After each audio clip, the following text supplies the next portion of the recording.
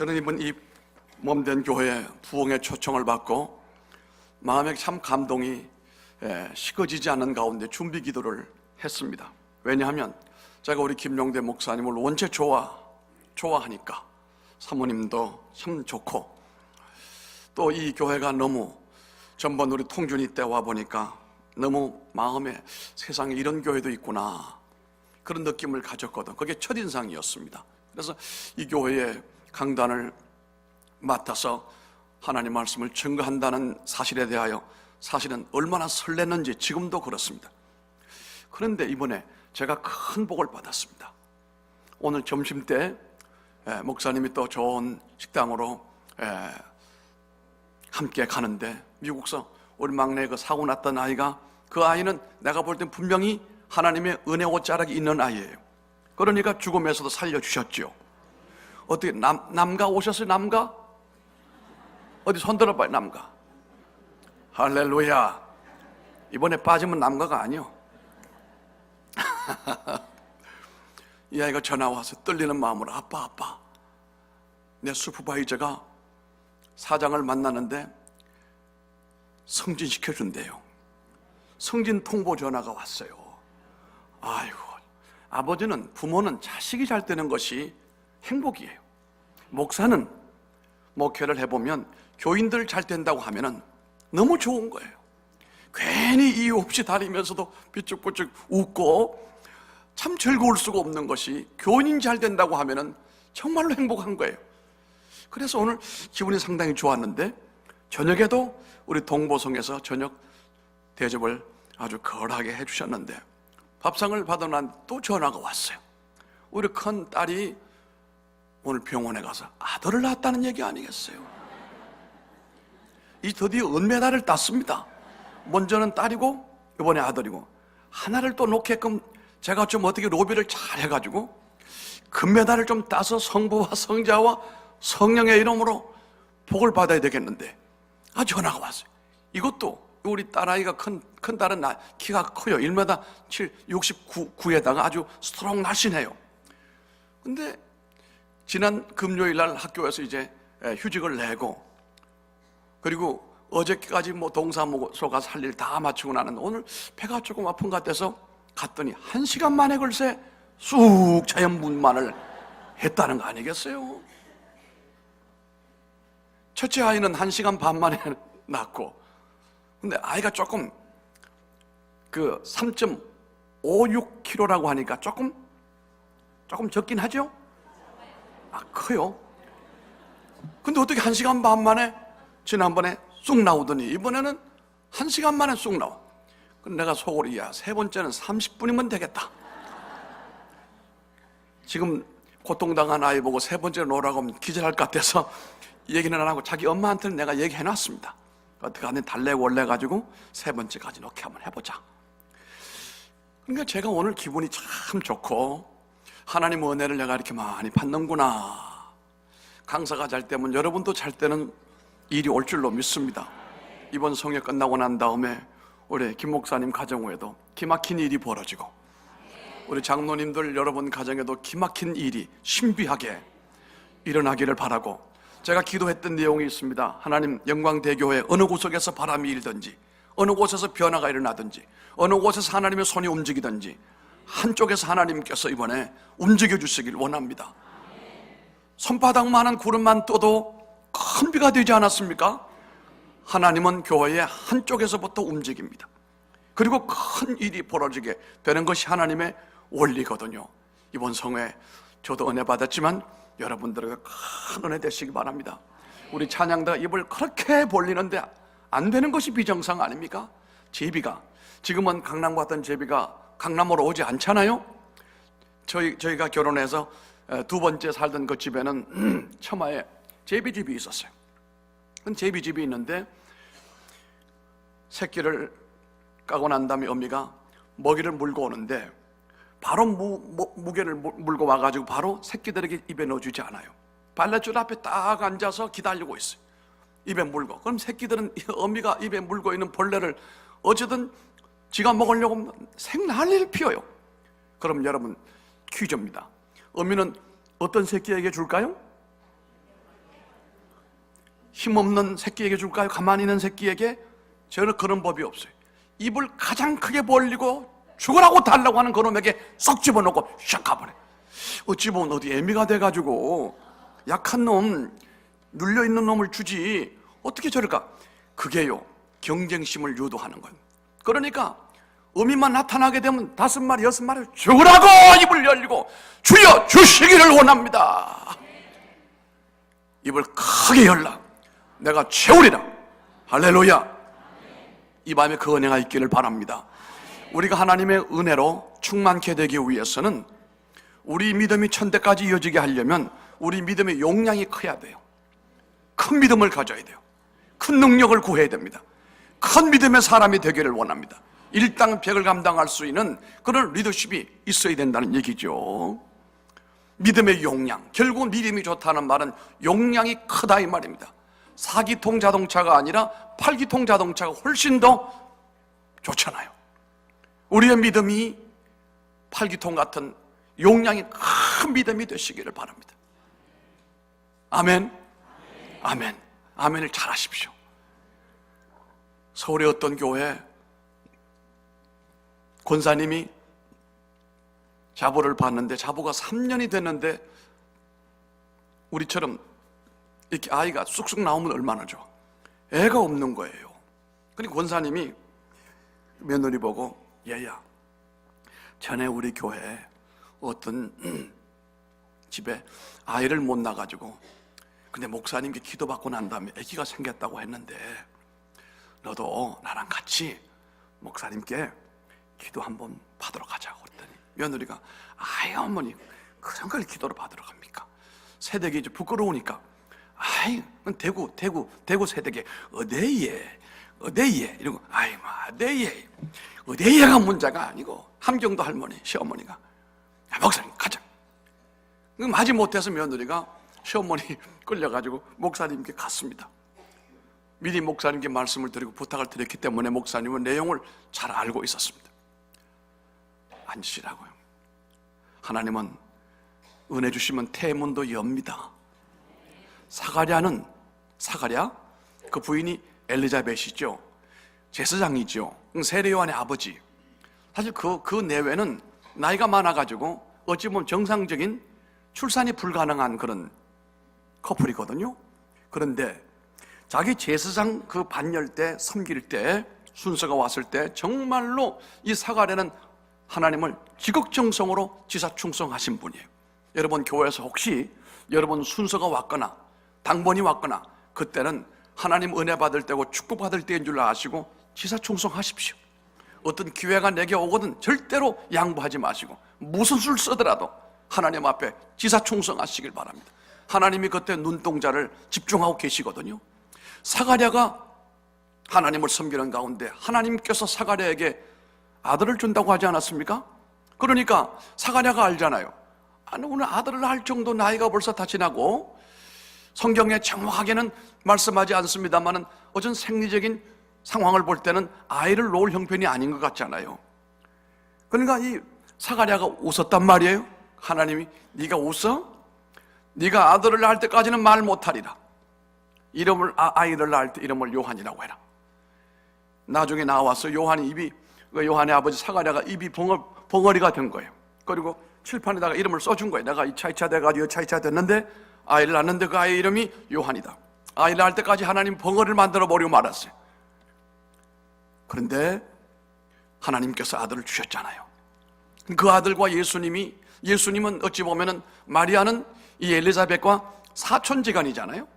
사촌지간인데 이 예수님이 잉태되고 난 다음에 그 엘리자벳 쪽으로 가서 만나게 되죠. 그때 만날 때 보면은 뱃속에 있던 예수님과 또 저쪽 뱃속에 있던 누구요? 요한이 서로 뛰놀았다고 했다요. 그때 뭔가 서로 이게 됐다는 얘기가 참 신비하죠. 마찬가지로 하나님이 태의 문을 열면 얼마든지 됩니다. 기도합시다. 그리고 기도가 시작돼서 하나님. 근데 문제는 하나님 허락하실 줄로 믿습니다. 역사해 주시기를 원합니다. 그런데 그 권사님은 아멘 아멘 하는데 며느리는 이 세대기라 어디에 이러고 아무 말도 못하고 아멘도 못하고 가만히 있으니까 시어머니가 찔르는 거예요. 자꾸 하라고, 아멘 하라고. 그래도 며느리가 창피스러워서 아멘을 못했는데, 그래서 시어머니가 그냥 계속 아멘 아멘 했어요. 그런데 1년 뒤에 보니까 며느리가 애를 뵌 게 아니라 시어머니가 애를 뵈가지고 그 아멘을 잘해야 되는 거예요. 이건 진실이고 사실이에요. 예? 할머니들 아멘 주의하셔야 돼요. 마이클 크리스토퍼라고 하는 분이 쓴 작품 가운데 검은 천사라고 하는 소설이 있습니다. 검은 천사. 그 주인공은 독일 장군 출신인 사람으로서 그 독일 전범 재판소에서 30년형을 살았던 엥겔이라고 하는 장군이 있었습니다. 30년 동안 자기가 나치의 앞잡이로서 전쟁에 책임을 지고 30년 동안 감옥사들을 마치고 나와서 아무도 모르는 프랑스의 저 알프스의 산골짜기에 숨어 들어가서 자기 부인과 둘이 거기 살고 있었습니다. 그런데 참 죄라고 하는 것은 아무리 숨어도 죄라고 하는 건 따라오잖아요. 하필이면 그 동네에 이 엥겔이라고 하는 장군에 의해서 온 가족이 몰살당하고 혼자 살아남은 청년이 하나 있었어요. 어떻게 하다 보니까 이 청년이, 이 엥겔 장군이 자기 온 가족을 몰살냈던 그 원수 같은 이 엥겔 장군이 전범 재판받고 30년 형을 살고 자기 프랑스 이 산골짜기에 숨어왔다는 사실을 알게 됐어요. 그래서 청년이 동네 사람들에게 말합니다. 저기 저 영감이 엥겔이라고 하는 장군인데 우리 가족을 다 몰살했고 많은 사람을 불행하게 만든 장본인인데 아무도 모르는 줄 알고 숨어서 우리 이 골짜기 와서 조그만 집에 둘이 살고 있는데 우리 원수를 갚읍시다. 이러면 동네 사람들이 전부 다 흥분을 해가지고 그런 놈이 어떻게 여기까지 살려고 숨어 들어왔느냐, 우리 저 집을 습격을 해가지고 불을 질러서 태워버립시다. 전부 분노가 가득 찼습니다. 날짜를 정했습니다. 며칠 날 저 집을 습격하기로 날짜를 정했습니다. 그리고 이 청년이 가만히 생각해 보니까 도무지 저 엥겔이라고 하는 장군이 무슨 억하심정이 있어서 우리 가족을 몽땅 몰살을 시켰는지 내가 연유를 한번 좀 알고 싶은 마음이 생겨가지고 저녁 시간에 이 엥겔 장군을 찾아갑니다. 그리고 물었습니다. 당신은 어떻게 해서 우리 온 가족을 몰살한 겁니까? 그랬더니 엥겔 장군이 자초지종을 쭉 설명을 합니다. 이 설명할 때 이 청년이 엥겔 장군을 보니까 너무 불쌍한 거예요. 불쌍한 거예요. 여러분, 죄 짓는 사람들은 끝이 다 불행하게 되고 죄값을 받게 되고 추하게 되잖아요. 마을의 장군이지 너무도 불쌍하고 추해 보여서 이 청년이 이런 제안을 합니다. 우리 온 동네 사람들이 며칠 날 당신 집을 습격할 것이요.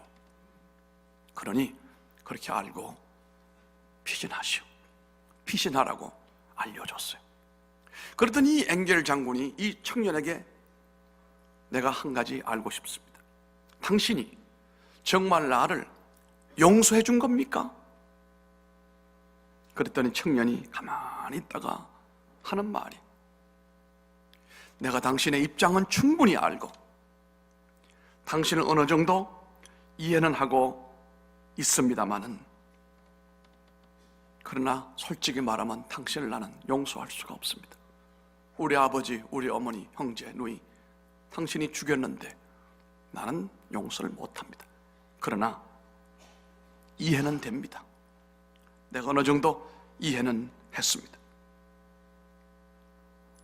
복수하고 싶은 마음은 없어졌지만 용서는 못한다요. 그런데 문제는 이 엥겔이라고 하는 장군이 도망을 가지 않았어요. 습격하는 날 습격을 받아서 거기서 부인과 함께 죽음으로 그 스토리가 끝이 되는 것입니다. 이 작품에서 우리들에게 보여주는 사실은 우리가 정말로 발뻗고 평안하게 살 수 있는 것은 진정 죄 문제로부터 자유로워야 된다는 겁니다. 이 죄책감, 우리가 신학에서는 sin이라고 말합니다만 심리학에서는 guilty feeling이라는 말을 쓰거든요. guilty feeling, 죄책감. 이 죄책감은 우리의 몸과 마음을 항상 위축하게 만들고 억누르고 이러면서 우리 여린 이 마음과 내 심사가 병들 수 있는 여건이 이 죄책감이 큰 영향을 준다는 사실이. 그런가 하면 그렇게 억누르고 있는 무서운 이 죄로부터 노임을 받고 자유, 리버티가 이루어진 사람은 삶의 내용이 얼마나 기쁨이 있고 즐거움이 있고 이 억눌림에서부터 자유를 누리는 가운데 삶의 행복이 오는지 알 수가 없고, 특별히 하나님 앞에서 이 무거운 죄 문제가 해결된 사람은 하나님께서 내게로 향하여 먹장구름이 드려진 것이 아니고 늘 내게 온갖 좋은 것들을 주시는 하나님의 은혜의 통로가 열려있는 사람들이거든요. 그러므로 우리 성도들이 하나님 앞에 죄 문제가 완전히 해소가 되고, 물론 우리가 주님 나라 가는 그날까지 죄와 상관없는 삶을 살기는 불가능하겠죠. 그러나 하나님 앞에 근본적인 그 죄 문제가 해결이 되고 난다. 늘 그 죄 문제는 하나님 앞에서 예수 그리스도의 이름으로 사함을 받고 확신을 가지고 기쁨과 즐거움으로 하나님을 섬기는 것은 또 하나의 신앙인들에게 행복이요 즐거움이요 축복의 통로가 되는 줄로 믿습니다. 이 죄책감이라고 하는 것이 얼마나 무서운지 모릅니다. 노처녀가 하나 있었습니다. 이 노처녀가 사귀던 남자랑 뭐가 잘못돼서 자기는 너무너무 좋은데 쉽게 말하면 그도 차인 거예요. 너무 마음이 아팠어요. 이러면서 그가 로이로제가 됐습니다. 로이로제에 빠져서 정신과를 찾았는데 3년을 치료를 받아도 변화가 없어요. 이 노처녀는 자기를 버리고 떠나간 그 남자에 대한 정오심이 얼마나 점점 더해지는지 삶이 정상적으로 이어질 수가 없었어요. 3년 동안 아무런 변화가 없으니까 그 정신과 의사가 하는 말이, 이제 당분간 내게 오지 말기를 바랍니다. 내게 오지 말고 우리 병원으로 올라오다 보면 저 밑에 코너에 교회가 하나 있다. 내가 올 때 보니까 그 바깥에 게시판에 쓰여져 있는 내용을 보니까 이번 주일날 설교 본문이 시편 23편이더라. 제목은 푸른 초장으로 가는 인생이더라. 내게 오지 말고 이번 돌아오는 주일에는 그 교회에 가서 목사님이 설교하는 내용이 뭔지는 난 잘 모르지만 당신 한번 듣고 마음에 와닿거든 내게 오지 말고 그 교회에 당분간 좀 다니라고 의사가 이렇게 코치를 해준 거예요.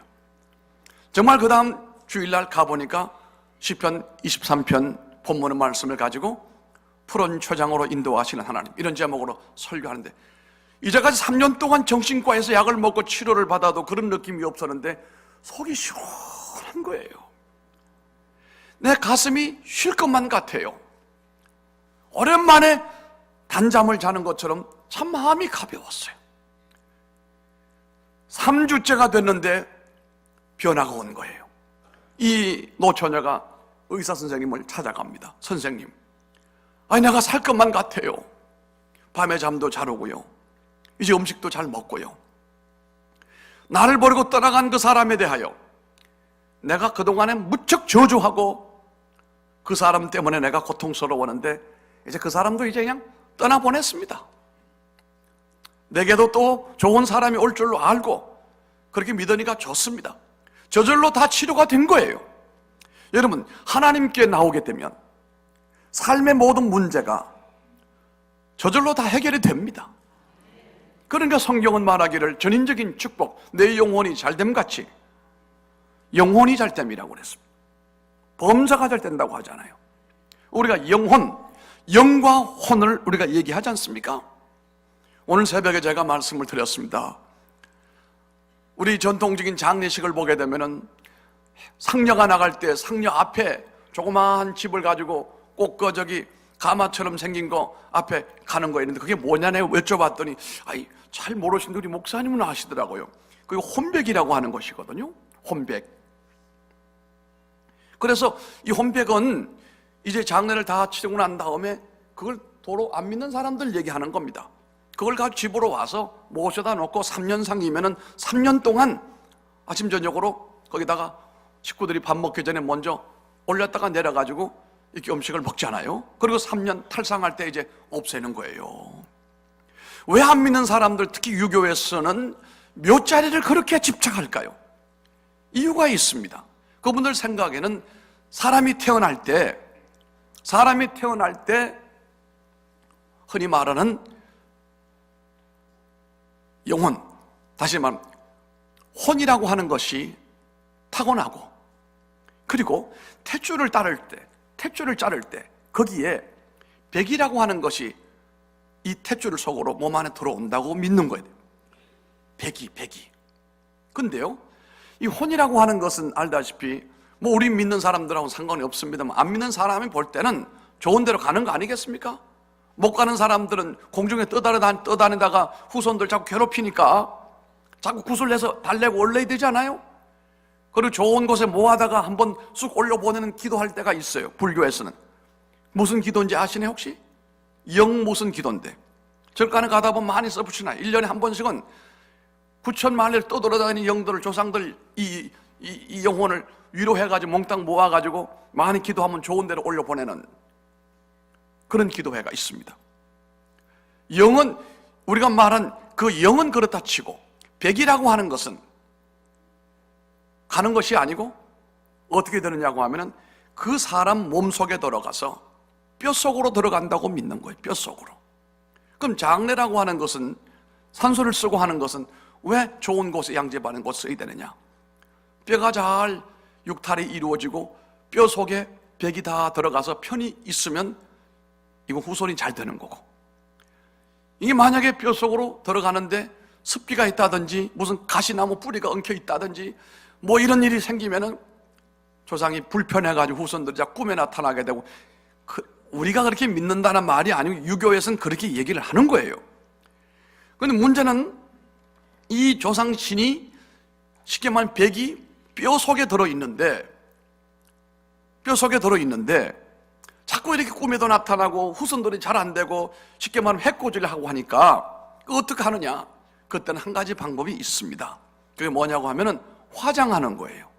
화장을 해버리게 되면 이 뼈 속에는 백이 없어져 버리는 거예요. 어디 가는 것도 없고 없어지는 거예요. 그래서 골치 아프고 자꾸 으스스나고 집안이 안 되는 사람들은 유교에서는 화장하는 게 제일 깨끗하다. 깨끗하다. 백이 없어지게 되니까. 그러나 그것은 우리가 우상숭배하는 유교의 그 조상 신에 대한 개념이 이제 그런 것이고, 우리는 그렇지가 않지 않습니까? 우리가 몸이 있고 우리 마음이 있고 우리 영이 있다 이거예요. 그래서 우리가 믿을 때에 이 육신이 구원받는 것이 아니라 내 안에 영혼이 구원받는다고 하잖아요. 내 영혼이 은총 입어 중한죄짐 벗고 보니. 우리 아버지 찬송을 참 좋아했거든요. 내 영혼이 은총 입어 중한죄짐 벗고 보니. 야, 찬송 참 은혜로운 찬송. 내 영혼이 구원을 받았고 육신은 이 여전히 죄로 물들어 있던 이 몸이에요. 물들어 있어요. 습관화되어 있어요. 조금만 우리가 은혜로 내 몸을 다스리지 못하게 되면 이 몸은 쾌락을 추구하려고 하고 게으르고 나태하고 그냥 육신은 육신의 길로 가려고 하는 거죠. 그래서 우리가 영적인 그리스도인이라고 하는 것은 내 영이 하나님의 성령으로 충만하여 이 육신을 은혜로 이끌고 내 육이 내 마음대로 육을 마음대로 가지 못하게 은혜의 길로 이끌고 나가는 상태를 가리켜 우리가 영적인 그리스도인이라고 말하잖아요. 사실 영적인 그리스도인이 되어야 그를 통한 하나님의 놀라운 역사가 아름답게 생산적으로 일어나게 되는 줄로 믿습니다. 사람이 살아가면서 상처라고 하는 것을 많이 받습니다. 특히 오늘날처럼 감성 중심 문화 속에서는 참 상처받기가 쉽고 뿐만 아니라 상처 주기도 참 쉽습니다. 이전 방식처럼 살아가게 되면 상처 많이 주고 살게 되거든요. 어쨌든 우리가 상처를 줄이기 위해서는 집안이든 교회든 큰 소리를 하지 말아야 돼요. 소리를 좀 낮춰야 돼요. 어쨌든 그렇잖아요? 애 떨어져요. 소리 좀 낮춰요. 당회를 열 때도 저희 교회는 그럽니다. 어젯밤에 집안에 무슨 일이 있었던 분들은 조용하십시오. 집에서 뭐가 조금 불편하고 집에서 뭐가 안 되는 분들이 꼭 교회 와가지고 큰 소리 내시는 분이 저희 교회는 있어요. 목사님, 이 교회는 없지요. 그 화풀이 분풀이를 교회 와가지고 하는 거예요. 그래서 저희는 광고를 합니다. 장로님들 어젯밤에 집안에 편치 않은 일이 있었거나 부부관계에 문제가 있던 분들은 오늘 조용히 하십시오. 그럼 알아채리는 거지. 참 어떤 분들은 바깥에서 여러 가지 스트레스가 있고 화가 쌓인 것을 교회 와가지고 그걸 분풀이 하는 사람들도 있더라 이거예요. 집안에도 마찬가지입니다. 바깥에 직장이나 사회생활 하다가 여러 가지로 상처가 있는데 그걸 집에 와가지고 만만한 와이프한테 그냥 퍼버대고 애들한테 퍼버대면 온 가족이 상처를 입게 되잖아요. 그러므로 이 감성 시대는 어쨌거나 목소리를 좀 낮춰야 돼요. 그리고 나긋나긋하게 얘기를 하고 상대방이 이해되도록 얘기를 하고 그러면 상대방은 그 말을 반영을 할 줄 알아야 돼요. 어떻게 반영? 아 그래요. 아 그렇군요. 이렇게만 해줘도 상대방 말귀가 전달이 되는 거예요. 그렇잖아요? 목사님 설교할 때 고개 좀 끄덕끄덕하고 눈에도 깜빡깜빡 하고 아멘하고 어머 좋은 것이야 이러면 얼마나 좋겠어요? 허블나게 좋아버려요. 근데 가만히 제가 세미나를 여러 군데 대학 15년을 대학 교수를 하면서 세미나도 여러 번 해봤거든요. 교장 선생님들 300명들 모인 가운데 그 세미나는 죽지 못하는 겁니다. 그 교장 선생님들은 옷도 전부 다 새카만 옷을 다 이거 배지 달고 앉아 가만 눈도 함부로 껌뻑거리지 않아요. 마음 먹고 꿈뻑거려. 뭐 얘기를 안 해. 가만 조금 그슬리면 가야 장례식장도 그런 장례식장이 없어. 지금 저는 교장 선생님이 모인 곳은 그 뒤로는 안 갑니다. 아주 안 갑니다. 내 마음이 무거워져요. 근데 제일 반응을 잘하는 데가 여자분들이에요. 여자분들은 그때그때 반응을 하거든요. 얼마나 고마운지 몰라요. 반응해주는 반영하는 분들이 있어야 얘기가 통하는 거예요. 여러분, 우리가 교회 아니든 바깥이든 누가 뭐라고 하거든 그 사람이 눈을 보고 귀를 기울이고 반영을 할 줄 알아야 돼요. 그래요. 그렇군요. 슬펐어요. 그러면 아 슬펐군요. 참 좋았어요. 아 좋았군요. 그 사람이 내 편 같은 사람이다. 가정에서도 그렇게 해야 됩니다. 남편이 얘기하거든 아내가 아 그래요. 그랬군요. 이러면 얼마나 좋아. 아 시끄러워! 이러면 안 됩니다. 아내가 얘기할 때도 남편이 잘 듣고 아 그랬어요. 아 그랬군요. 아 그랬구나. 알았어요. 이러면 얼마나 좋게. 아 조용해라는 여자가 까불어대고 난리. 시끄러. 이 사람은 이조시대예요. 남자는 말입니다. 여자랑 이 생리구조뿐만 아니라 마음의 이 심성, 컬러가 전혀 달라요. 오죽하면 화성에서 온 거시기, 금성에서 온 모시기라고 하지 않아요? 거시기와 모시기와 남자의 이 마음은 상당히 좀 둔해요. 저도 그렇습니다. 안 그런 노력을 합니다만 남자의 마음은 마치 북 같은 북을 한번 땅 울리게 되면 푹 하고 난 다음에 없어져 버리죠. 금방 이 울림이 중단하고 말아요. 좀 이게 두껍고 좀 둔탁해요. 그러니까 여자분들의 마음은 그렇지 않아요. 여자분들의 마음은 징 같은 거예요. 징.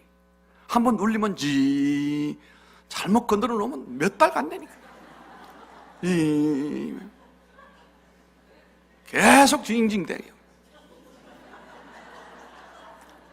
근데요, 제대로 징을 울리게 되면 한 달 내내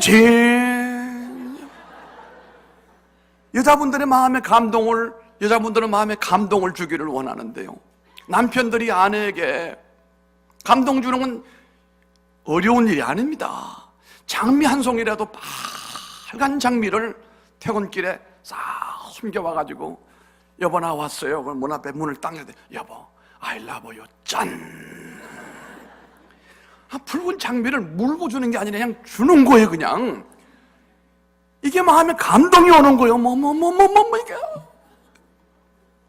그뿐이 아니라 제가 볼 때는 임상 결론인데요, 여기 남자들 잘 들으시오. 한 달에 한 번만 아내의 마음을 징을 울리면 한 달 내내 집안이 조용하고 대접받고 살아요. 아멘도 안 할 줄은 내가 알았어요. 어떻게 징을 울리는가? 여러분 힘든 거 아니에요. 우리가 무슨 물방울 다이아몬드를 원했습니까? 호피무늬 뭘 원했나요? 그거 아닙니다. 이렇게 봄이 올 때 봄 펄레라도 이렇게 하나 싹 주면은 한 달 내내 좋은 것 아닙니까? 다니면서 전화하면, 야 친구 이봐, 이게 우리 신랑이 사준 거야. 이게 얼마나 좋아. 이게 그래도 롯데에서 사준 거야. 이게 롯데는 롯데인데 자빠져 있는 롯데예요. 자빠져 있는 롯데는 매대에 있는 롯데 말이에요. 걸려있는 롯데는 비싼 거고 이렇게 누워있는 롯데는 별로 비싼 것도 없어요. 웬만하면 사요. 어떤 메이드 인 롯데는 롯데 아닙니까? 맞지 않아요? 어쨌든 그게 값어치가 얼만가가 아니고 나를 귀히 여겨 선물로 준다는 그 자체가 감동이고 기쁨이고 즐거움 아니겠습니까? 그게 얼마 동안 가느냐 하면요, 한 달은 갑니다. 절대로 처갓집 욕하지 말고 처갓집 어쨌든 칭찬을 자꾸 해야 돼. 거짓말 좀 보태가 자꾸 뻔뻔질을 해야 돼. 그러면 그리고 한 달에 한 번씩만 선물을, 어떤 데는 장미 10송이 해봐야 돈 많지가 않아. 이거 다 뒤에 남자들 잘 들으시오. 그런 거 해봤습니까? 안 해봤습니까? 해보세요. 놀라운 변화가 일어납니다. 집안이 환해지게 됩니다. 한 달에 한 번만 아내의 마음을 징을 울리면 징, 얼마나 대우를 잘해주고 얼마나 자랑을 좋다고 하는지 알 길이 없어요. 그럼 왜 그걸 안 하는지 몰라. 저는 우리 집사람에게 잘은 못하지만 자랑이라면 자랑인데 1년에 2번 선물은 합니다. 언제 하냐면요, 첫째, 봄이 올 때, 긴 봄이 긴 겨울 지나고 봄이 올 때 검은 옷 좀 벗어버리고 새싹이 이렇게 날 때, 연한 순이 날 때 얼마나 연초록이 이뻐요. 그때는 봄옷 비싸지 않아요. 봄옷을 하나 딱 사가지고, 여보 긴 겨울 동안 수고 많았어요. 이제 새봄에 좋은 일이 있을 줄로 믿고 이 옷 입고 행복하시오. 딱 하면 그렇게 좋아하는 거예요. 여러분 좋겠지요? 그 돈은 얼마 안 듭니다. 그건 돈의 문제가 아니에요. 정성의 문제예요. 그리고 이제 가을이 우수수 낙엽이 떨어질 때, 우울하고 조금 추워질 때, 그때 또 옷 하나 사가지고 싹 걸쳐줘. 그때는 어깨에다 딱 걸쳐주면 어쩔 줄을 몰라 하는 거예요. 겨울 내내 조용해. 와이스를 찾으면 언제나 항상 쫙 데려가지고 다 걸어놓고. 이렇게 좋은 원리가 있는 것을 왜 남자들이 그 착한 여인들을 자꾸 찔러대가지고 심사를 비틀리게 만들어가지고 그 힘들게 살아가는지 몰라요. 우리 영광대교회 남자들은 다 멋있고 지조 있는 남자들인 줄로 믿습니다. 아내를 건들면 영영 좋은 일이 없습니다. 어쨌든 징을 울리십시오. 그리고 남자들은 부인이 그렇게 해줘도 금방 잊어버리고 또 금방 잊어버리니까 이제 그러냐 하시면 됩니다. 그래도 아내들은 자꾸 얻어 받기만 하면 또 안 돼요. 가끔 남편에게도 여보 사랑해요. 나는 당신 만난 것이 참 일사후퇴 이후로 최고의 선택이요. 정말 하나님의 기막힌 섭리로 인하여 당신 만난 것이 내게는 행복입니다. 여러분 그렇게 해보세요. 용돈이 늘어납니다. 집안이 잘 돌아갑니다. 이렇게 되면 애들이 그걸 보고 난 다음에 행복해하는 거예요. 애들이 집안에서 어두운 구석이 없는 거예요. 아빠 엄마가 행복하게 서로 사랑으로 교제하는 모습으로 서로 위하고 서로 행복함을 살아가는 그 모습 가운데 자라는 아이들은 동성연애 거의 없습니다. 동성연애의 가장 기본적인 문제는 성의 혼란을 느끼는 거예요. 엄마가 얼마나 드센지 완전 십장이요. 엄마가 아니고 남자요. 아빠는 어떻게 된 건지 내시처럼 네 이러니 뭔 그 집안에 남자아이가 남자 같겠어요. 아침에 출근하는데 남편이 아내에게 저기 돈 좀 줘. 그러면 뭔 돈이야, 무슨 돈이야. 어저께 가져갔잖아. 어저께는 어저께고 밥 먹고 교통비 썼고 오늘 또 10,000원만 줘. 그러면 이렇게 주면 얼마나 좋아. 이렇게 하면서 10,000원을 빼가지고 막 마룻바닥 던져버려 또. 그럼 또 남자가 그걸 주워가지고 이걸 애가 보면서 애 망치는 거예요. 이게 애 앞에서 말이에요. 그러지 마세요. 남편에게 돈을 전달할 때도 가능하면 봉투에 넣어주면 좋아. 봉투가 오가는 가운데 오가는 정이 생기는 거 아니겠어요?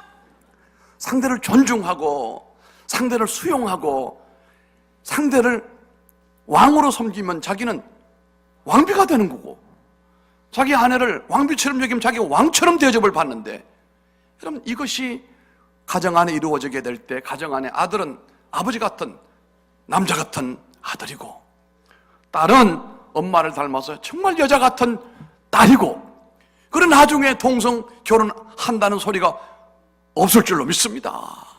할렐루야. 자, 그랬어요. 오늘 저녁에 우리가 좀 더 깊은 얘기를 하고 싶습니다. 사람이 살아가는 가운데 부부간에도 서로 사랑하며 살면 얼마나 좋겠습니까마는 상처를 많이 주고 또 상처를 받으면서 살아가는 것이 우리의 삶의 현장이 아닌가 싶습니다. 그러나 깊이 우리가 생각을 해보게 되면요, 내가 받는 상처는 80%가 어떤 환경이나 다른 사람으로부터 오는 것이 아니고 내 삶의 라이프 스타일과 나로 인하여 책임이 있는 상처가 80%예요. 사람이 자기를 잘 몰라요. 제가 미국에서 1년 동안 코너스톤 상담실에서 상담을 했는데, 하루는 나이가 한 30 후반에 되는 여자분이 머리가 산발을 해가지고 얼굴도 화장도 안 하고 상담실을 찾아왔어요. 오자마자 자기 하소연을 하는 거예요. 근데 얘기를 듣고 보니까 간단한 문제예요. 딸이 하나 있는데 이 딸이 이제 3살에서 4살 차이가 된다 이거예요. 근데 얘가 한번 울면은 울음을 그치질 않는데요. 우는 것도 보통 우는 게 아니라 눈물을 흘리고 딸이 머리를 막 산발을 하고 막 처음에는 달래고 이제는 엄마가 이 아이 때문에 로이로제가 올 정도로 막 우울하고 막 짜증이 나고 막 죽고 싶고 애를 막 패죽이고 싶은 마음이 막 생겨가지고 이러면 안 되겠다 싶어서 상담실로 왔대요. 애가 뒤따우는 애도 있어요. 보면은 달래도 막 우는 애 있잖아요. 그 내 새끼라도 좀 그때는 좀 힘들잖아요. 막 울어대면. 그럼 내가 그 부인에게 얘기했어요. 그러느냐, 문제 없다. 내가 한 방에 해결해 줄 수 있다고 그랬어요. What? 그랬어요. What's the right? 문제 한 방에 내가 해결한다. 내가 공인상담사 아니요. 사실 미 공인상담사는 대학의 그 교수의 그 사례보다도 훨씬 더 높습니다. 높은 이유가 있죠. 상담실에 오는 사람은 다 힘들고 어려우니까 오는 사람인데, 이 캐운슬러가 맨날 죽겠다고 하는데 그 사람 사귀다 보면은 캐운슬러도 어떤 데는 헷가닥 해요. 맨날 죽겠다고 하는 사람 만나잖아요. 그 문제 해결해 주려면 내가 해결할 수 있다고 그랬어요. 한 방 해결한다고. 어떻게 해결하냐고 그러더라고. 내기 잘 떨으라고 그랬어요. 집에 가서 주로 애가 언제 오냐까 아침에 온대요. 좋아, 아침에 이렇게 해라. 아이가 울거든. 이제 엄마가 그 아이 앞에 정면으로 앉아라. 아이하고 딱 앉아가지고 애가 막 울거든. 그때 당신이 아이와 똑같이 울으라고 그랬어요. 머리를 산발을 하고 그 눈물을 흘리고 그냥 막 하면서 입을 크게 벌리고 목젖이 덜렁덜렁하게 크게 벌리고 막 그냥 울으라고 그랬어요. 그랬더니 이 여자가 나를 보고 저놈이 미쳤나, 뭐 하고 있어 그렇게 하라고 내가. 그랬더니 그러면 되냐고. 된다니까. 아마 내가 볼 때는 3일 정도 되면은 완전히 고쳐지게 되고 빠른 효과가 나면 내일 끝날 것이라 내가 한 방에 그 결과를 보고 다시 오라고 그랬어요. 그 당시 한 번 상담료가 40불이었어요. 40불. 그 대신 한 방에 다 낫게 되면 500불 내가 받는다고 그랬어요. 그랬더니 그렇게 갔어요. 그 다음날 오후에 쫓아왔어요. 얼굴이 환하게 왔어요. 먹혀 들어간 거예요. 애가 막 우는데 엄마가 앞에 앉아가지고 입을 딱 벌리고 그냥 막 산발나고 울고 막 소리쳐. 애가 울다가 놀라가지고 이게 무엇이야 이게? 아이고 엄마가 왜 이렇게 더럽고 추하고 입은 이따만 하고 머리는 산발이고 눈물이 흘리고 어머나 이거도 애가 놀라가지고 떡거치더니 계속 내가 울라고. 애가 그쳐도 계속 울라고 그랬거든. 막 우니까 마미 울지 마. 그래도 막 우니까 애가 놀라가지고 엄마를 부둥켜갖고 뽀뽀를 하고 엄마 울지 말라고 난 그때 살며시 눈물을 그쳤다. 그 다음부터 애가 안 울어요. 애가 왜 안 우는지 알아요? 애가 자기 모습을 본 거예요. 애가 그렇게 울면서 땡깡을 부리면서 얼마나 추한 모습인지를 지가 몰랐던 거예요. 그런데 그 엄마를 통해서 이걸 가지고 우리가 반영이라고 하는 거예요. 거울로 보는 것처럼 엄마를 통해서 이 애가 보고 충격을 받은 거예요. 아, 울고 이렇게 하면 이렇게 추하고 무섭구나. 아이고 울지 말아야지. 딱 끝나버렸어. 500불 내놔 내가. 500불 내놔. 이틀 뒤에 가져왔어요.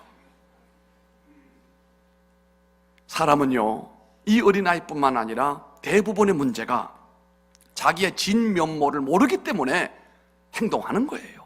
누구든지 자기의 참모습을 거울로 보는 것처럼 볼 수만 있다면 많은 부분이 변화가 된다는 사실입니다. 이게 대부분의 상처는 타인에게 무조건 주는 것이 아니고 환경 때문에 오는 것이 아니고 대부분의 상처는 내 책임이 80%다. 80%. 이 사실에 대하여 이미 이것은 공인된 그런 내용이기도 한 것입니다. 우리 민족에게는 알게 모르게 또 이런 것도 있어요. 제가 한국 생명의 전화 그 생명의 전화 법인 가운데 생명사랑 목회 포럼의 회장을 작년에 이제 취임을 해가지고 2년 동안 일을 하는데 우리가 OECD 국가 가운데서 자살률이 13년째 계속 1위를 달리고 있어요. 지금 그 동유럽에서 막 독립을 하고 그리고 OECD에 들어온 네투아니아인가요?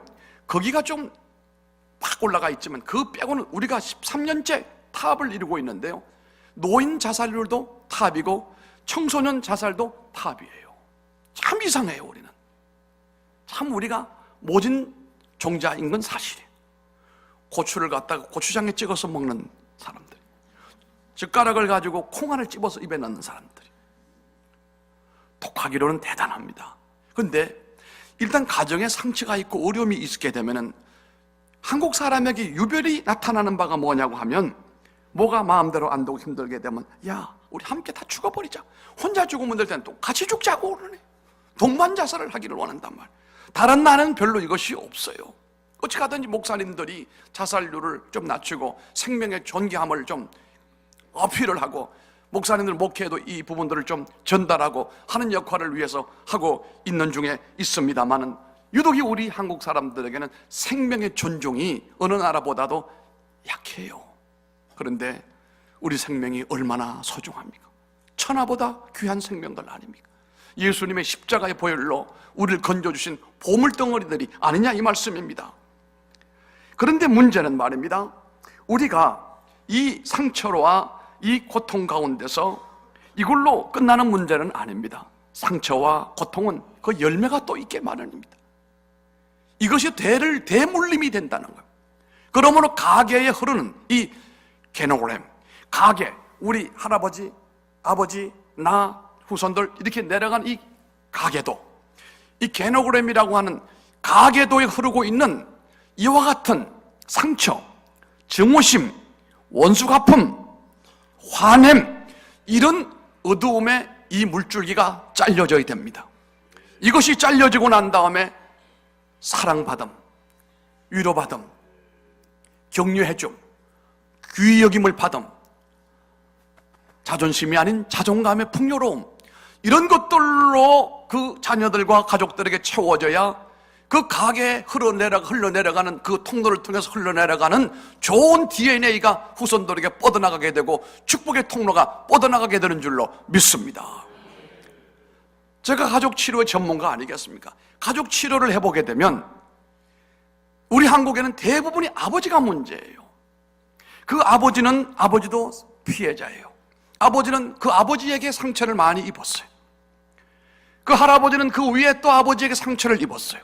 이것을 치료하지 않으면, 이걸 차단하지 않으면 자신들이 모르는 사이에 그 다음 세대로 이 진노가, 이 저주가 흘러내려가는 거예요. 그래서 우리가 가정 예배를 드리는 이유도 여러 가지가 있습니다만, 우리 가정에 내려오는 하나님의 은혜와 축복의 물줄기가 흘러내려가기 위하여, 그 통로를 열어버리고 용량을 넓게 하기 위하여 우리 가정에는 하나님 앞에 예배하고 찬송하고 서로 격려하고 서로 품 안에 안아주고 서로 허가해주고 서로 선물 나누어주고 이렇게 살아가는 가운데 우리 가정에는 이제까지는 어떤지 몰라도 내려오는 우리 가계도에 먹구름과 저주가 내려온다 할지라도 이것이 우리 당대 이것이 끊겨져야 된다. 이게 차단되어져야 된다. 그리고 우리 때부터는 다음 세대에는 축복의 물줄기가 순기능으로 내려가게 해야 된다는 사명이 우리에게 있다는 사실인 것입니다. 이와 같이 우리가 상처가 누적된 이런 상처와 또 쌓이고 쌓인 한과 응어리들, 이런 것들이 우리의 삶을 불행하게 할 뿐만 아니라 다음 세대도 믿음이 차단되게 만들어 나가는 요소가 될 수가 있다는 사실입니다. 이렇게 해결되지 못한 문제점들이 육신에게는 병으로도 나타나게 되고 정신적인 병으로도 나타나게 되는 겁니다. 오늘 우리 시대에 죄송합니다만 교회마다 다 이분이 있더라고요. 우리 대교회도 혹시 이 성함이 미숙 씨가 없습니까? 미숙 씨 있습니까? 미리 양해를 받아야 돼요. 어디 누구십니까? 무슨 미숙 씨입니까? 박미숙. 박 씨는 상관없어요. 미숙이 반대가 뭔지 알아요? 성숙이. 성숙한 사람. 그러니까 안에 응어리가 없고 화가 사라지고 소통을 잘하고 축복을 할 수 있고 수용해주고 서로 감정적인 교류가 이루어지게 되고 상대를 격려해주고 상대를 높여주고 인정해주고 이럴 수 있는 사람이 성숙한 마음가짐이 있는 사람이거든요. 심리구조가 아주 성숙해요. 근데 미숙이는 박 씨는 반대라고 그래서 아니라고 그랬어요? 박 씨는 제외예요. 미숙이는 항상 그게 안 되는 거예요. 난 이런 말을 안 하려고. 우리 장로님은 참 경주 그 종손으로서 참 좋은데 그 부인이 제게 지금 그 미숙 씨 기질이 좀 있어요. 그래갖고 늘 그런 건 아니에요. 어떤 데 보면 꼭 그 식혜 막 간 것 있잖아요. 식혜가 좀 이렇게 맛이 간 거.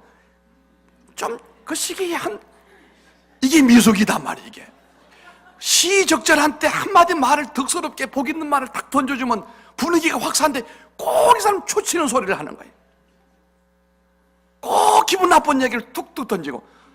저 사람은 미숙 씨여가지고 저렇지 이해는 합니다만 그게 남편 장로님의 얼굴에 자꾸 그게 흠집이 되는 거예요. 그 나는 속으로 저 장로님이 참 부인만 성숙이만 만났더라면 끝내주는데. 여러분, 사람은 상처를 많이 받아요. 그런데 사람만큼 상처를 적게 받는 존재도 없어요. 우리가 흔히 쥐를 가지고 실험을 많이 하거든요. 쥐를 딱 잡고 쥐 덩어리에다 바늘 딱 꽂아요. 쥐든지 강아지든지 이 목덜미에는 사실은 이게 통증이 별로 없거든요. 그 강아지도 주사를 놓을 때 목덜미에다 넣잖아요. 여기는 통증이 별로 없어요. 그런데 거기다가 그 바늘 갖다 딱 찌르면은 쥐가 찌르게 경련을 한단 말이에요. 그 다음날 두 번째 날 그 바늘 가지고 또 찌르면 어저께보다 엄청 더 마냥 긴장을 하고 경련을 일으키거든요. 3일째는 그걸 가지고 찌르지만 않아도 눈에만 보여줘도요 이 쥐가 막 떨어요. 3일째 그렇게 하고 난 다음에 배를 갈라보게 되면요 그때부터 위가 빨갛게 빨갛게 생기는 거 위염 위궤양, 그렇죠. 위궤양이 생기는 거예요. 빨간 것이 이게 생기는 거예요. 일주일을 계속하면 어떤 쥐든지 전부 다 이 빨갛게 바뀌어져요. 그 사람은 그래도 많은 상처를 받아도 나름대로 이 디펜스 메커니즘, 자기 방어 기제가 있으므로 그런 대로 견디지만, 그럼에도 불구하고 우리가 이 세상을 살아가는 가운데 말할 수 없는 상처와 또 타인에게 상처를 주고 사는 것이 사실은 원칙입니다. 그런데 잠언 17장 22절의 말씀을 보면 사람의 마음의 즐거움은 양약일지라도 심령의 근심은 뼈를 마르게 하느니라, 그렇게 말씀을 합니다. 알면서도 안 되는 것이 인생살이고 알면서도 마음대로 할 수 없는 것이 우리의 마음인 건 사실인데요, 우리가 꼭 기억해야 할 것은 우리 마음속에 상처나 응어리는 오래 두면 둘수록 이건 자꾸자꾸 문제점을 만들어내게 됩니다. 사실은 오래 묵혀두게 되면 술이 더 독해지는 것처럼 우리의 마음의 상처 이런 것들을 오래 두게 되면요, 또 다른 병으로 이게 전이가 되어져 가는 것이거든요. 너무 크기 전에 마음의 상처난 응어리가 남아 있어 용서하지 못하면 피차 나도 불행하고 가족도 불행하고 내 이웃들도 불행하게 되거든요. 용서하지 못하는 사람, 용서받지 못하는 사람, 같이 망해가는 상황이 되는 것이거든요. 때가 변하면 모든 것이 달라지리라고 생각하지만 우리가 주의 은혜로 치유되지 않는 내 마음의 응어리와 화는 절대로 사라지지 않습니다. 생선 노점상을 하는 아주머니가 한 번 있었어요. 교회를 간신히 다니는, 주일날 간신히 매주마다 가는 것도 아니에요. 그러면서 생선을 띄어다가 노점에다가 거기다 놓고 이게 팔아 생계를 이어가는 아주머니가 있었습니다. 그런데 이분에게는 지금 악밖에 남지 않아서 악만 남아서 별명이, 시장통의 별명이 저 아줌마는 싸움닭이다. 싸움닭. 건들면 난리가 나는, 폭발하기 직전이. 본래 이렇게 된 건 아니었어요. 전에 장사를 해가지고 상당히 수입이 늘어져가지고 많아져가지고, 그런데 문제는 돈비를 준 사람에게 사기를 당해가지고 몽땅 다 날려버렸어요. 그렇게 애지중지 모았던 그 돈을 다 날려버리고 난 다음에 화가 머리까지 올라온 거예요. 그런데 설상가상 남편이 풍으로 그냥 집에 들어놓아서 깜짝도 못하네. 이러니까 이 아주머니의 이 화는 머리까지 올라가서 눈에 베이는 게 없는 거예요. 그래서 살려면 쪼그라들어서 세펑사리로 전락이 됐고, 남편은 단판간에 누워서 눈만 껌뻑껌뻑거리고 누워 계시고, 자기 화를 견디다 못해가지고 그냥 남편이고 아이들에게도 악담을 그냥 날 퍼부대고, 가게 노상에 자기 생선 와서 이렇게 만져보고 안 사고 가게 되면 욕을 막 해놓는 거야. 살지도 않고 사지도 않고 뭐 하나 만지냐고 말이야. 그러면 왔다가 냈다 도망가버리고 다시는 오지도 않고, 점점 장사는 안 되고 속은 점점 더 상하고 어쩔 줄 몰라 하는 이런 상황이 되었습니다.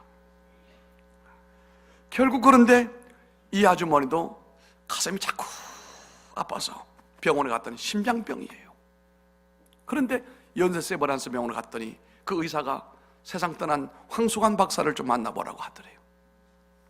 그래서 이 아주머니가 황수관 박사를 만났더니 뭘 얘기했는지는 상세하게 설명을 하지 않는데 한 30분 동안 황수관 박사를 만나고 난 다음에 이 양반이 달라졌어요. 달라진 게 아니라 달라진 모습으로 살려고프단 애를 쓰기 시작을 한 것입니다. 어떻게 달라졌냐면요, 방문을 열며 남편을 볼 때 전에는 욕을 해대고 막 저주를 해대고 했는데 뭐라고 달라졌냐면은, 여보 나 다녀왔어요. 오늘 어떻게 별일 없었어요? 아이고, 이 마귀 같은 여자가 천사같이 바뀌어지니까 남편이 중풍 몰려 누워있다가도 정신이 번쩍 돌아가지고 이게 어떻게 된 일이야, 이게 어떻게 이렇게 되느냐. 남편에게만 그런 것이 아니고 아이들에게도 그렇게 악다꾸리 하던 엄마가 아이들에게도 달라졌어요. 아주머니가 새벽 3시나 4시에 일어나가지고 시장에 생선을 때려 나가는데 잠자는 아이들 방에 들어가서, 예전에는 그냥 나가버렸는데 애들 잠자는데 가가지고 얘들아 엄마가 미리 간다. 그러니까 밥을 해놨으니까 밥 먹고 꼭 가라. 그리고 점심은 못 챙겨줘서 미안하다. 애들이 엄마가 원체 폭탄 같은 사람이니까 눈 감고 모른 척 있었는데 엄마가 달라진 거예요. 엄마가 달라진 거예요. 어리둥절했습니다. 그리고 가게 가서는 손님들이 와가지고 뒤척뒤척하고 생선 만지고 안 사가지고 가도 예, 안녕히 가세요. 다음에 또 오세요. 이렇게 달라진단 말이에요. 옆에 있던 사람들도 저놈의 아줌마가 죽을 때가 됐는지 저렇게 달라지냐고. 갑자기 변하면 죽는다는 말도 없지 않아 있잖아요. 3일 동안 그렇게 계속됐습니다. 한마디로 말하면 이 아주머니 연습을 한 거예요. 황수관 박사가 당신 진심은 어떤지 몰라도 연습을 해보라고 그랬어요. 한번 그렇게 연습을 해봐라. 어떤 변화가 오는지. 연습을 하는 거예요. 3일 동안 연습을 그렇게 했던 것입니다. 3일 동안 연습을 했는데 저녁에 집으로 돌아오게 되면요, 아이들이 달라지는데요. 얘들아 잘 있었니? 그러면 애들이 보면은 앉아가지고 공부를 하고 있는 거예요. 저는 공부는 무슨 공부예요? 딱 셋이 앉아 공부를 하는. 봤더니 셋이서 큰 놈은 밥을 해놓고 둘째는 청소해놓고 자기들이 앉아가지고 공부하고 엄마 기다리고 있는 거야 이게. 이야, 엄마도 애들이 신통하고 망통이요, 꼬부랑통이요. 엄마나. 그리고 남편에게 들어가면 남편은 들어누워 있던 남편이 어떻게 기대가지고 벽에 기대가지고 앉아가지고, 그래도 아내가 고생하고 들어오니까 남편도 뭔가 좀 달리 해보려고 그러니까, 그게 딱 볼 때 이 아내가 그 남편을 볼 때 눈물이 팍 쏟아지는 거예요. 나는 죽으라고 저주했는데 죽지도 않더니 내가 오늘 보니까 내가 온다고 남편이 들어누워 있는 그 몸을 어떻게 의지해가지고 기대고 해가지고 내가 오니까 그래도 말은 못하는데 눈으로 보니까 아이고 마누라 고생했어 이러는 모습을 보고 그 남편을 팍 끌어안고 막 얼마나 울었는지, 그러면서 여보 미안해요, 여보 미안해요, 못된 마누라 만나서 여보 미안해요, 당신 누워서 얼마나 고통스러운데 하나도 당신 입장은 생각도 안 하고 내 속상한 것만 맨날 당신한테 퍼부어댄 거 미안해. 그러니까 막 남편도 그냥 탈골동 같은 눈물 뚝뚝 둘이 막 부든가, 아이들도 그걸 보더니 엄마 하더니 그냥 온 식구가 들러붙어서 눈물바다가 된 거예요. 여러분, 눈물은 하나님의 선물이에요. 눈물은 우리의 상처를 씻어내는 하나님의 선물이에요. 하나님 앞에서도 우는 자가 복이 있는 거예요. 여러분, 우리 시대가 눈물이 말라가는 시대지만 하나님 앞에 눈물을 좀 흘리시기 바랍니다. 하나님 앞에 자녀들을 위해서 눈물 흘리시는 눈물은 절대로 공짜가 없다는 사실인 것입니다. 이렇게 됨으로 인하여 가족의 분위기가 달라집니다. 이렇게 울고 난 다음에 보니까 애들도 불쌍하고 남편도 불쌍하고, 남편은 또 아내를 보니까 불쌍하고, 이렇게 울었어요. 처음에는 이것이 연습이라고 황수관 박사가 연습을 해보라고 그래가지고 연습인 줄 알았는데, 그런데 그 가운데 하나님의 성령이 역사하시고 은혜를 주심으로 인하여 그게 치유가 된 거예요. 그랬더니 남편이 덜어누워서 꼼짝을 못한 남편이 2년 만에 일어나게 돼가지고 일자리 찾아서 일하려고 하고, 그렇게 자기 그 생선 가게 사람이 싸움닭처럼 성이 돋아가지고 독한 여자처럼 그렇게 하던 사람이 달라지고 사람들이 또 찾아오게 되어지게 되고. 여러분, 문제는 용서하지 않는 것이 서로에게 피해를 준다는 것을 알고 있으면서 뭔가 용서가 쉽지 않다는 사실이거든요. 용서하면 좋은 것을 우리가 잘 알죠. 주님도 우리에게 용서하라고 7번씩, 몇 번이요? 70번이라도 용서하라고, 끝없이 용서하라고 가르쳤지만, 그런데 이게 쉽지가 않다 이 말이에요. 사람은 마음의 상처를 입으면 그것이 그대로 잊지 아니하고 응어리가 되는 것이고, 이게 점점 자라고 커가지고 더 불행을 만들어 내는 것임을 알면서도 그렇단 말입니다. 마음의 상처들이 쌓이고 미움과 분노가 쌓이면 그것들이 서로 얽히고 설켜 점점 자라나고 커서서 나중에는 큰 나무가 되어버리게 되면 더 이상 감당 못할 이 괴로움을 누리게 되어지게 되고, 사람들에게 상처를 주는 사람이 되어지게 되고, 비뚤어져 버린 사람이 되고 불행한 사람이 되어버리거든요. 여러분 잘 아시는 독재자 히틀러는요, 본래 이 사람이 그렇게 나쁘지 않았어요. 그런데 그 히틀러의 아버지가 아주 포악한 아버지. 히틀러는 원래 예술인이 되기를 원했는데 아버지가 얼마나 독한지, 아버지가 구두를 만드는 사람이고 구두 수선가였거든요.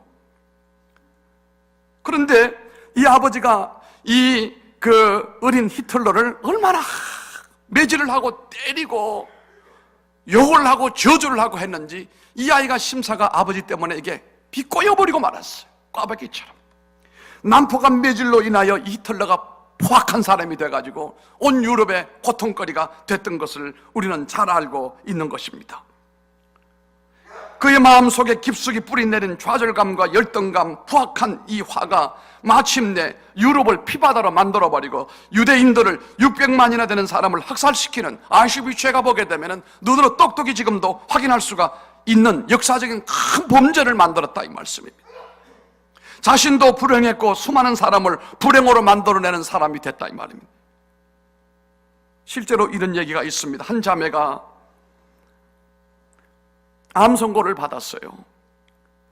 그 암도 3기가 넘어서 4기로 넘어가는 암이었어요. 목사님을 찾아갔습니다. 죽는 것보다 더 괴롭고 두려운 것이 있는데, 자기가 어릴 때 양아버지에 의해서 자라는데 양아버지로부터 성적 학대를 받았어요. 양아버지에게. 그래서 그 아버지, 양아버지를 용서하지 못하고 양아버지에 대한 이 경멸과 증오를 한평생 가슴에 품고 살고, 한번 울어보지도 못하고 그리고 웃어보지도 못하고 억눌린 감정을 가지고 평생 살아오면서 그 양아버지에 대한 증오심이 이글거리고 있었던 여인이었습니다. 그러다가 오늘 우리가 읽었던 이 53장 말씀, 특히 5절에 나오는 말씀을 보게 되면 그가 찔리면 우리 허물을 인함이요, 그가 상함은 우리의 죄악을 인함이라. 그가 징계를 받음으로 우리가 평안을 누리고 그가 채찍에 맞음으로 우리가 나음을 입었도다. 이 말씀에 심령이 꽂혔어요. 이 말씀에 심령이 꽂혔어요. 마음 깊이 자리 잡고 있는 이 쓴뿌리에게 이 말씀이 부딪혔단 말입니다. 생각하기도 싫고 기억하기도 싫은 양아버지에 대한 원망과 증오의 감정들을 하나님 앞에 고백하기 시작을 한 겁니다. 그리고 주여, 주님의 이름으로 내 양아버지 용서합니다. 내 인생을 불행하게 만들었던 이 양아버지 용서를 합니다. 하나님 용서해 주시길 원합니다. 수많은 날 증오하며 살았던 양아버지에 대한 이 고통을 그 양아버지를 용서하고 난 다음에 마치 댐이 무너진 것처럼 마음의 답답함이 후련하게 수련하게 풀려 내려간 느낌을 가졌다는 사실입니다. 그리고 난 다음에 한없이 울었어요. 내가 양아버지로 인하여 이런 고통을 내가 맛보고 살았지만 내가 회개하고 나니까, 용서해주고 나니까 내 마음이 너무 시원하고 너무 좋다. 한없이 눈물로 울고 난 다음에 35년간 한 번도 누리지 못한 마음의 평안을 누렸단 말이에요. 그런데 기도를 마치고 난 후에 그의 육체를 사로잡고 있던 괴로운 무거운 이 암 문제가요, 이 양아버지를 용서하며 울고 난 다음에 마음이 시원해졌는데 이 암 문제가 해결이 됐단 말이에요. 우리의 많은 질병과 고통은 바로 원인이 있는 것입니다. 서울에 있는 어떤 장로님 얘기입니다. 몸이 쉽게 피곤해서 병원에 가봐서 진단해보니 이분도 심각한 상태가 나왔어요. 간이 수치가 엄청나게 높아요. GOT가 217이면 무려 7배 정도, GPT가 421이면 4배 정도, 다 이렇게 4배, 7배 높았어요. 거의 손 쓸 수가 없을 정도로 간이 망가져버리고 말았단 말씀입니다. 처음에 입원을 했지만 병원에서는 이 상태를 어떻게 할 수 없다고 의사가 솔직히 말하니까 이 장로님이 다 간두고 기도원으로 올라갑니다. 그리고 기도합니다. 주님, 이제 내가 죽게 됩니다. 죽게로 가야 되는데 내가 장로로서 주님 앞에 설 자신이 없습니다. 자신이 없습니다. 우리 교회 처음 나온 교인만도 못한 장로입니다. 하나님, 어떻게 하면 좋습니까? 어떻게 하든지 나를 천국 가게 해주세요.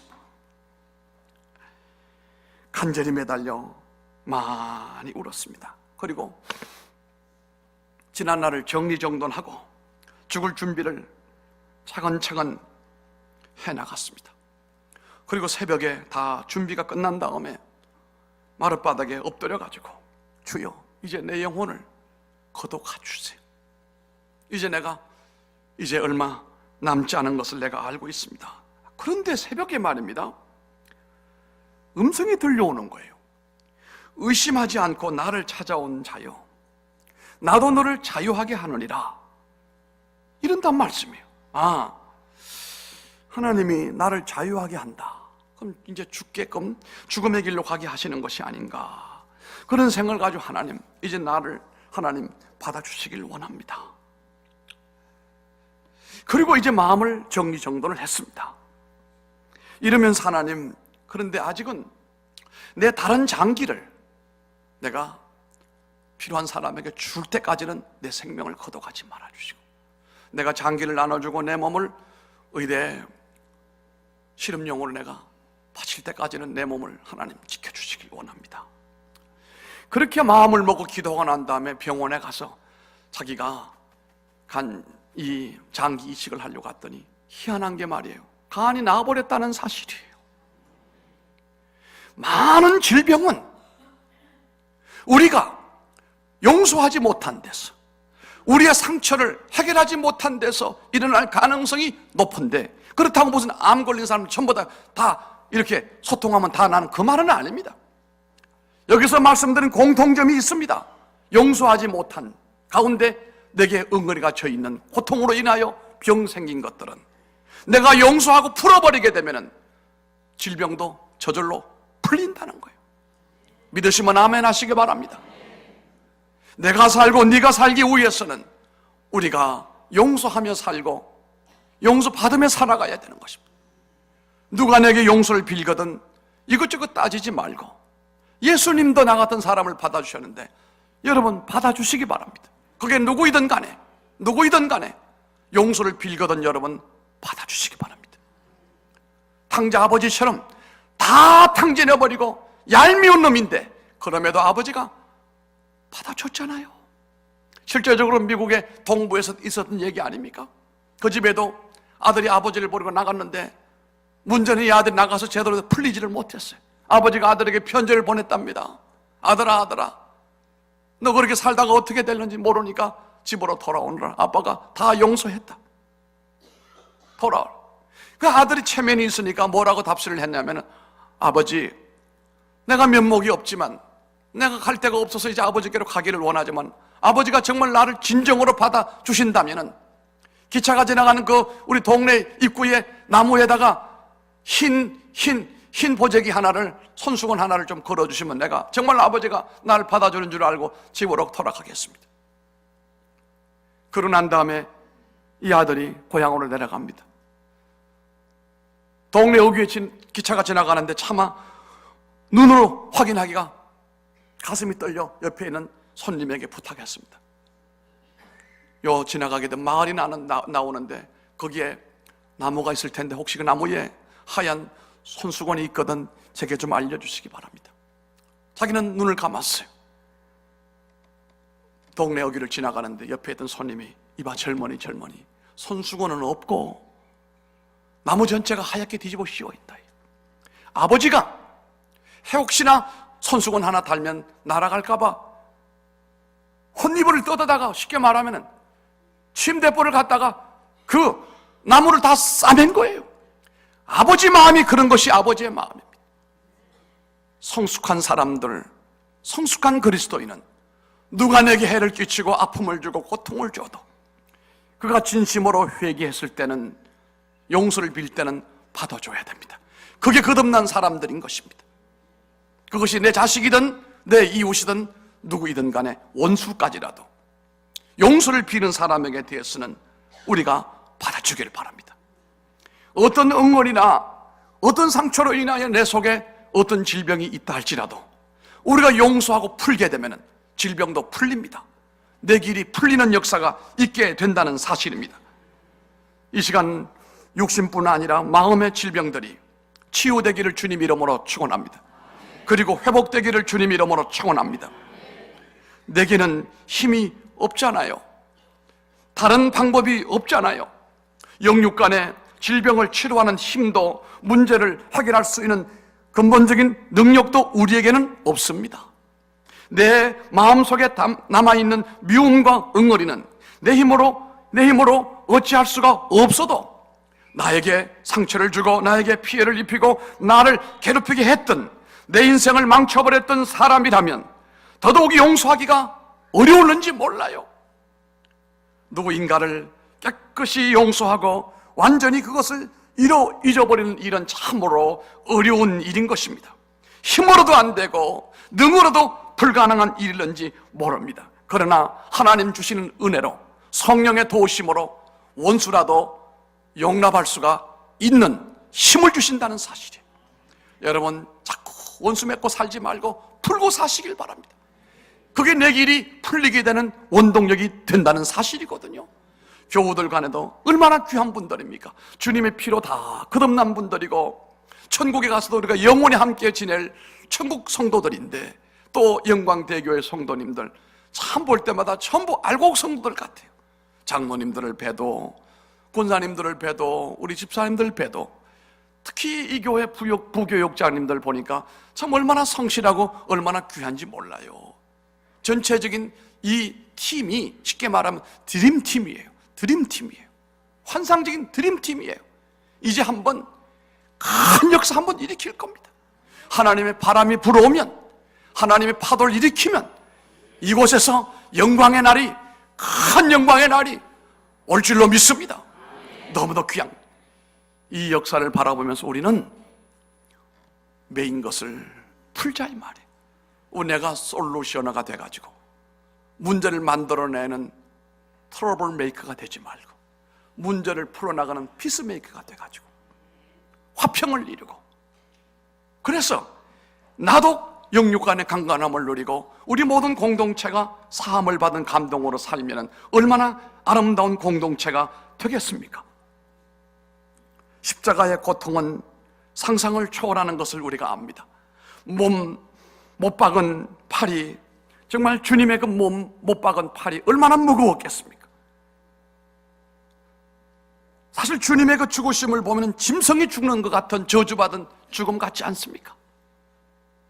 저주스러운 그 죽음을 통하여 우리 주님이 얻고자 한 것이 무엇입니까? 우리의 죄 문제를 해결하기 위하여 주님이 대신 짐승처럼 당하신 거예요. 그 주님의 피는 사람의 피와 달리 피가 죄가 없는 피예요. 죄 없는 피이기 때문에 그 피는 우리 모두의 죄를 씻어내리고도 남는 효력이 있는 것입니다. 그래서 예수님의 피는 무슨 형인지 알아요? 저랑 예수님의 피는 똑같은 형입니다. O형입니다. 여러분 잘 아시잖아요. O형은 다 줄 수 있잖아요. 누구든지 다 주잖아요. 그렇잖아요. A, B형도 주고 A형도 주고 B형도 주고 O형은 다 줘. O형 그렇잖아요. 예수님이 O형 다 피를 줬어요. 그 피를 받은 사람들에게는 그 죄의 응어리가 녹아버리고 그 보혈의 은혜를 덧입은 사람들에게는 사람들과 원수 맺은 것들이 풀리는 역사가 응어리가 풀리는 역사가 있게 되어지게 되고 가정의 대를 이어가면서 참 이 한국 사회의 그 가족 제도 구조를 보게 되면 지금은 그래도 민주적인 환경이고 이렇지만 아마 20년 30년 전만 해도 가부장 중심적인 유교 가부장 중심적인 그런 구조로 가정이 내려오는 가운데 미숙이가 많았어요. 아버지들이 주로 가해자가 많았습니다. 따지고 보면 그 아버지도 그 위에 아버지에게 억눌림, 포악한 대우를 받아가지고 그것이 다음 세대로 뻗어나가는 그런 현상 아니겠습니까? 우리 아버지들은 정말 우리 대에서부터 다음 대는 하나님의 축복의 물결이 다음 세대로 흘러넘쳐가게 해야 돼요. 아버지 역할을 잘해야 돼요. 사실 제가 그 학교에 있을 때 뭘 했냐면은, 요즘에는 그게 아마 대중화 됐었는지 몰라요. 아버지 학교라고 하는 것이 있죠. 저는 아버지 학교 그걸 한 게 아니고 뭘 했냐면은 아버지 자격증을 발급한다고 그랬어요. 아버지가 되려면 자격을 얻어야 돼요. 아버지가 자격도 없이 아버지가 되니까 운전 면허증도 없이 운전하니까 사고 나는 거랑 똑같은 것이고, 참 아버지가 되기 위해서는 일정한 준비와 더불어 훈련이 된 사람이 아버지가 돼야 돼요. 사실 교회를 나오는 분들은 교회에서 목사님들이 아버지 교육을 그런 대로 잘 시키잖아요. 어머니 교육을 잘 시키잖아요. 그런데 교회가 아닌 그 어떤 곳에서는 아버지 교육을 시키는 데가 별로 없어요. 제가 천안에 있으면서, 천안의 학교가 나사렛 대학이거든요. 그 나사렛 대학이 제일 싫어하는 성경 구절이 있어요. 나사렛에서 무슨 선한 것이 나겠느냐. 아주 싫어합니다. 정오합니다. 그때 제가 만들어냈던 것이, 학교에서 보고한 거, 발표한 게 뭐냐면 아버지 자격증을 하자. 또 한 가지가 뭐냐면 연애 자격증을 얻자. 연애도 자격증 있는 사람하고 연애를 해야지, 자격증이 없는 사람하고 연애하는 건 참 어려워요. 참 연애는 예술이고 연애는 아름답잖아요. 권사님 연애 안 해보셨어요? 연애 참 달콤하고 아름답고 연애는 좋은 것이거든요. 연애를 잘하는 사람이 결혼을 잘하는 거예요. 다시 말하면 연애는 결혼을 하기 위한, 내 결혼의 배우자를 찾기 위한 전 단계가 이 사람하고 저 사람하고 이성 간에 사귀어보는 거예요. 그게 연애. 그 대신 선을 넘으면 안 되는 거예요. 선을 넘는 것은 결혼한 사람, 그 사람에 한해서 결혼과 더불어 선을 넘을 수 있는 일이지만, 성관계라고 하는 이것은 연애 때는 이루어지면 안 돼요. 단지 이런 사람도 있고 이런 이성도 있고 이런 이성도 있는구나, 그것을 이렇게 경험해 보는 거예요. 사귀어 보면서. 그 연애를 잘하는 사람들이 공통적으로 보게 되면은 결혼할 때 좋은 배필을 만나는 거예요. 그리고 공통점이 또 있어요. 인간 발달 과정인데요, 결혼을 젊어서 할 때 좋은 배필을 만날까요? 늦게 하는 것이 좋은 배필을 만날까요?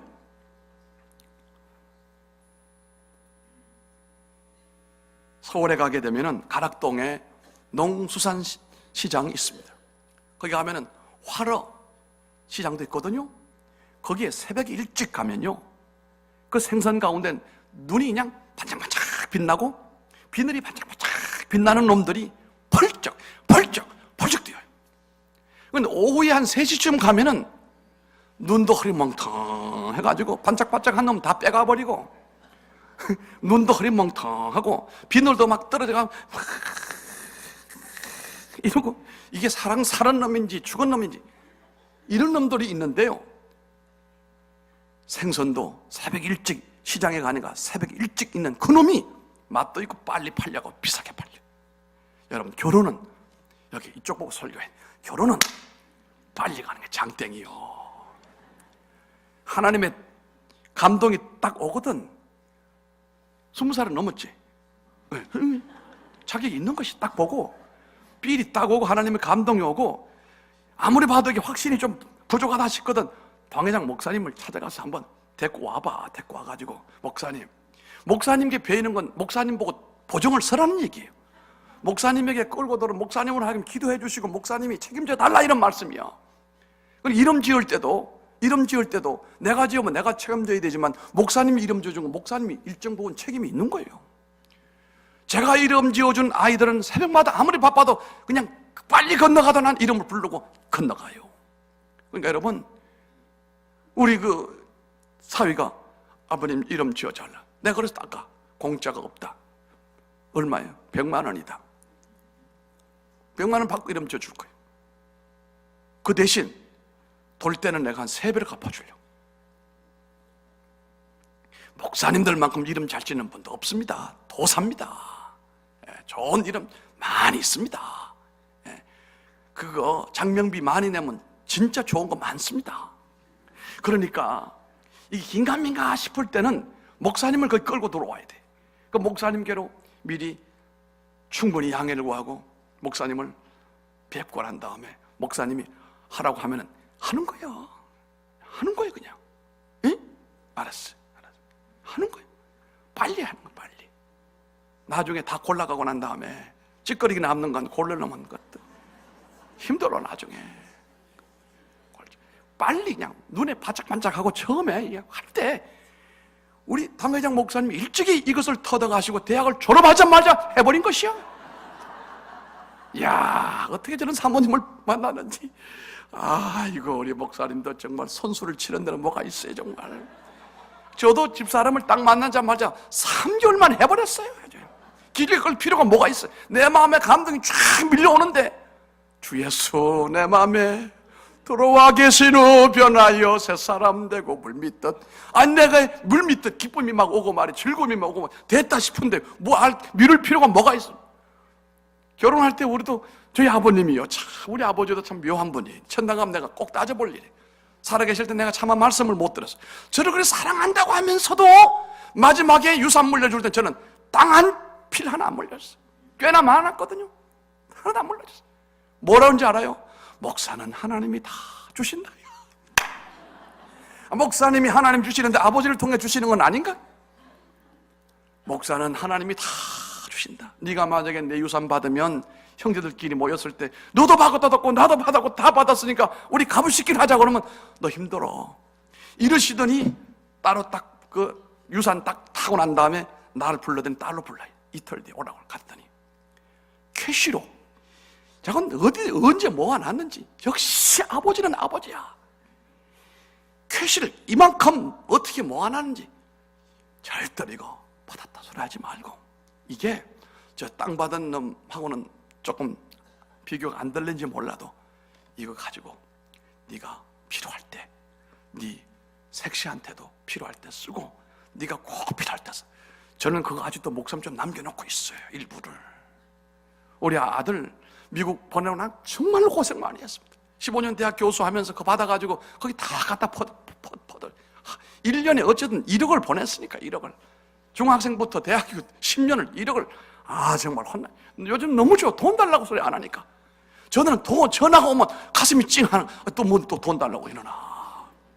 그런데 선배님들 말 들어보면 돈 달라고 할 때가 좋대. 자식이 아빠 돈 좀 주세요 이럴 때가 좋다는 거야. 이제 아버지 봐도 돈 달라고 소리도 안 하고 쓸 데가 없다 이거지. 이제는 힘도 없다 이거지. 다 빠져가지고 달라고 할 때가 좋대요. 달라고 하든 주세요, 여러분들도. 그죠? 어쨌든 저희 아내는 만나자마자 3개월 만이냐 약혼이요? 약혼 뭐가 필요해요? 바로 해버렸어요. 그래도 지금까지 37년을 잘 살고 있습니다. 여러분, 웬만하면 신던 구두 그냥 신으세요. 새 구두는 참 발이 아파요. 아무리 유명 메이커여도 새 신발은 참 발이 아프더라고. 신던 구두는 조금 보기는 그래도 편하기 한량없어요. 예? 부부는 하나님께서 참 이렇게 짝 지어줬을 때 그 퍼스트 임프레션을 가슴에 안고, 어떤 데는 좀 얄밉고 어떤 데는 조금 거시기 해도 그 잠시고 금방 탁 잠 깨서 일어나서 딱 보면 얼마나 안쓰럽고 채곤한지. 내가 여보 새벽에 여보 일어나. 눈 뜨자마자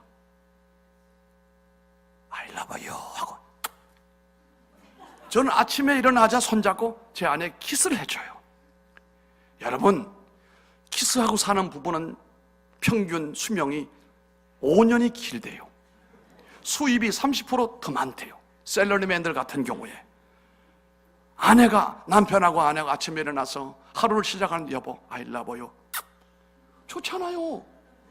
그죠? 우리 머리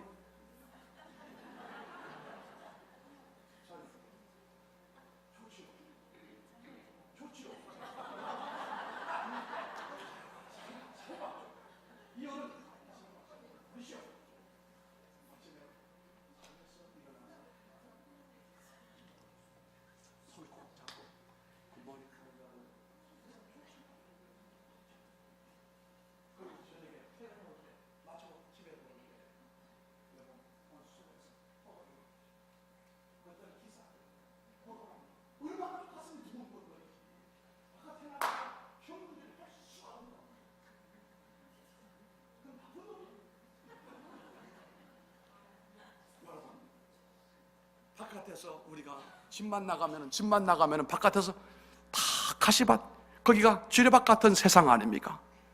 얼마나 반가워요. 아이고 어서 오라고. 그런데 그렇지 않는 사람도 있다는 얘기예요. 고등학교 졸업을 하고 난 다음에 70이 다 된 할머니가 처음으로 동창들이 자꾸 오라고 해서 갔어요. 그 영감님은 처음 간다고 그러니까 옷도 좋은 거 입고 가라고 그리고 뭐 해서 용돈도 좀 주고 해서 처음으로 여고 동창들 모임에 갔어요. 갔는데 돌아왔어요. 돌아오는데 보니 완전히 얼굴이 우거지상이야. 아주 기분이 아주 안 좋아. 오는데 부인이 아니 내가 가라고 용돈도 줬고 옷도 좋은 옷 입고 사가라고 해 옷도 사줬고 갔다 왔으면 잘 갔다 왔다고 그리고 얘기를 해야 될 텐데 아주 비 내리는 고무령이야. 이게 쫙 비 내리는 고무령이야. 금방 비가 낼 것만 같아. 얼굴이 막 찡그러져가지고 말을 안 해. 왜 그러냐고. 어디 아프냐? 아니야. 근데 막 심사가 올려가지고 그냥 밥을 차려주는데 막 밥이 그냥 밥을 퍼가지고 탁 던져버리고 국도 퍼가지고 막 나와버리고 말이야. 드세요. 이름이 옆에 내가 죽을 날 다가오나 왜 이렇게 다시는 그 동창 가지 마 앞으로. 그 동창이 잘 갔다 왔으면 사람이 갔다 왔다고 그러고 얘기를 좀 하면 좋을 텐데 뭐가 꼴려가지고 심사가 꼴려가지고 이 모양이 말이야. 근데 왜 그런지 알아요? 갔어. 여동창 갔더니 많이 못 오고 7명이 왔어. 7명이 딱 왔는데 아이고 순자야 영자야 점자야 아이고 우리 몇 년이냐 아이고 우리 어떻게 난 다음에 점심을 먹고 저녁 때가 쭉 오면 되니까 이 할머니는 영감님 자꾸 염려가 돼가지고 밥을 해줘야지 해가지고 친구들한테 야 나 좀 미리 가야 되겠다. 야 처음 나와가지고 뭐 빨리 가려고 그래. 오늘 저녁 시간도 있고 좀 좋은 시간 갈고 늦게 가. 그러더니 아니 나 영감님 저녁 해줘야 돼. 아직도 그 영감 택하고 살아? 옆에 있던 친구 그 순자가 하는 말이 아직도 그 영감 택하고 사냐고 그러더래. 그러고 보았더니 7명 가운데 2은 새 남자하고 살고 5명은 혼자요. 잡아먹었는지 내쫓았는지. 그러니 밥 차려줄 남자가 없고 영감이 없는데 이 사람만 밥 차려주러 간다고 하니 아직도 그 남자하고 사느냐 이 말이야. 그래가지고 오면서 뿔이 나가지고 그냥 심통이 나가지고 아직도 안 주고 살아가지고 말이야. 밥이나 창을 차리라고 막. 여러분 이래서 안 됩니다. 우리는 가정에서도 화를 멈추고 엉어리를 풀 줄 알아야 되고 상대를 이해하고 용납하고 품어주고 말이에요. 성이 나는 사람은 다른 거 없어요. 품어주면 되는 거예요. 어루만져주면 되는 거예요. 얼마나 힘들었어. 많이 힘들었구나. 그래 내가 미안해. 이러면 될걸. 한 번도 그런 소리를 안 하죠. 제가요 그 미국에서 돌아와가지고 포이맨이라고 해서 목회 신방 백과사전을 그것도 제가 썼습니다. 사전을. 그래서 390페이지 약 400페이지 정도 되는 그 책을 8권 시리즈를 썼어요. 8개월을 그냥 골방에 들어가서 썼는데 거기 보면 뭐 여러 가지 제가 상담했던 상담 사례 뭐 이건 저런 건 다 그리고 제가 가지고 있는 블로그가 있습니다.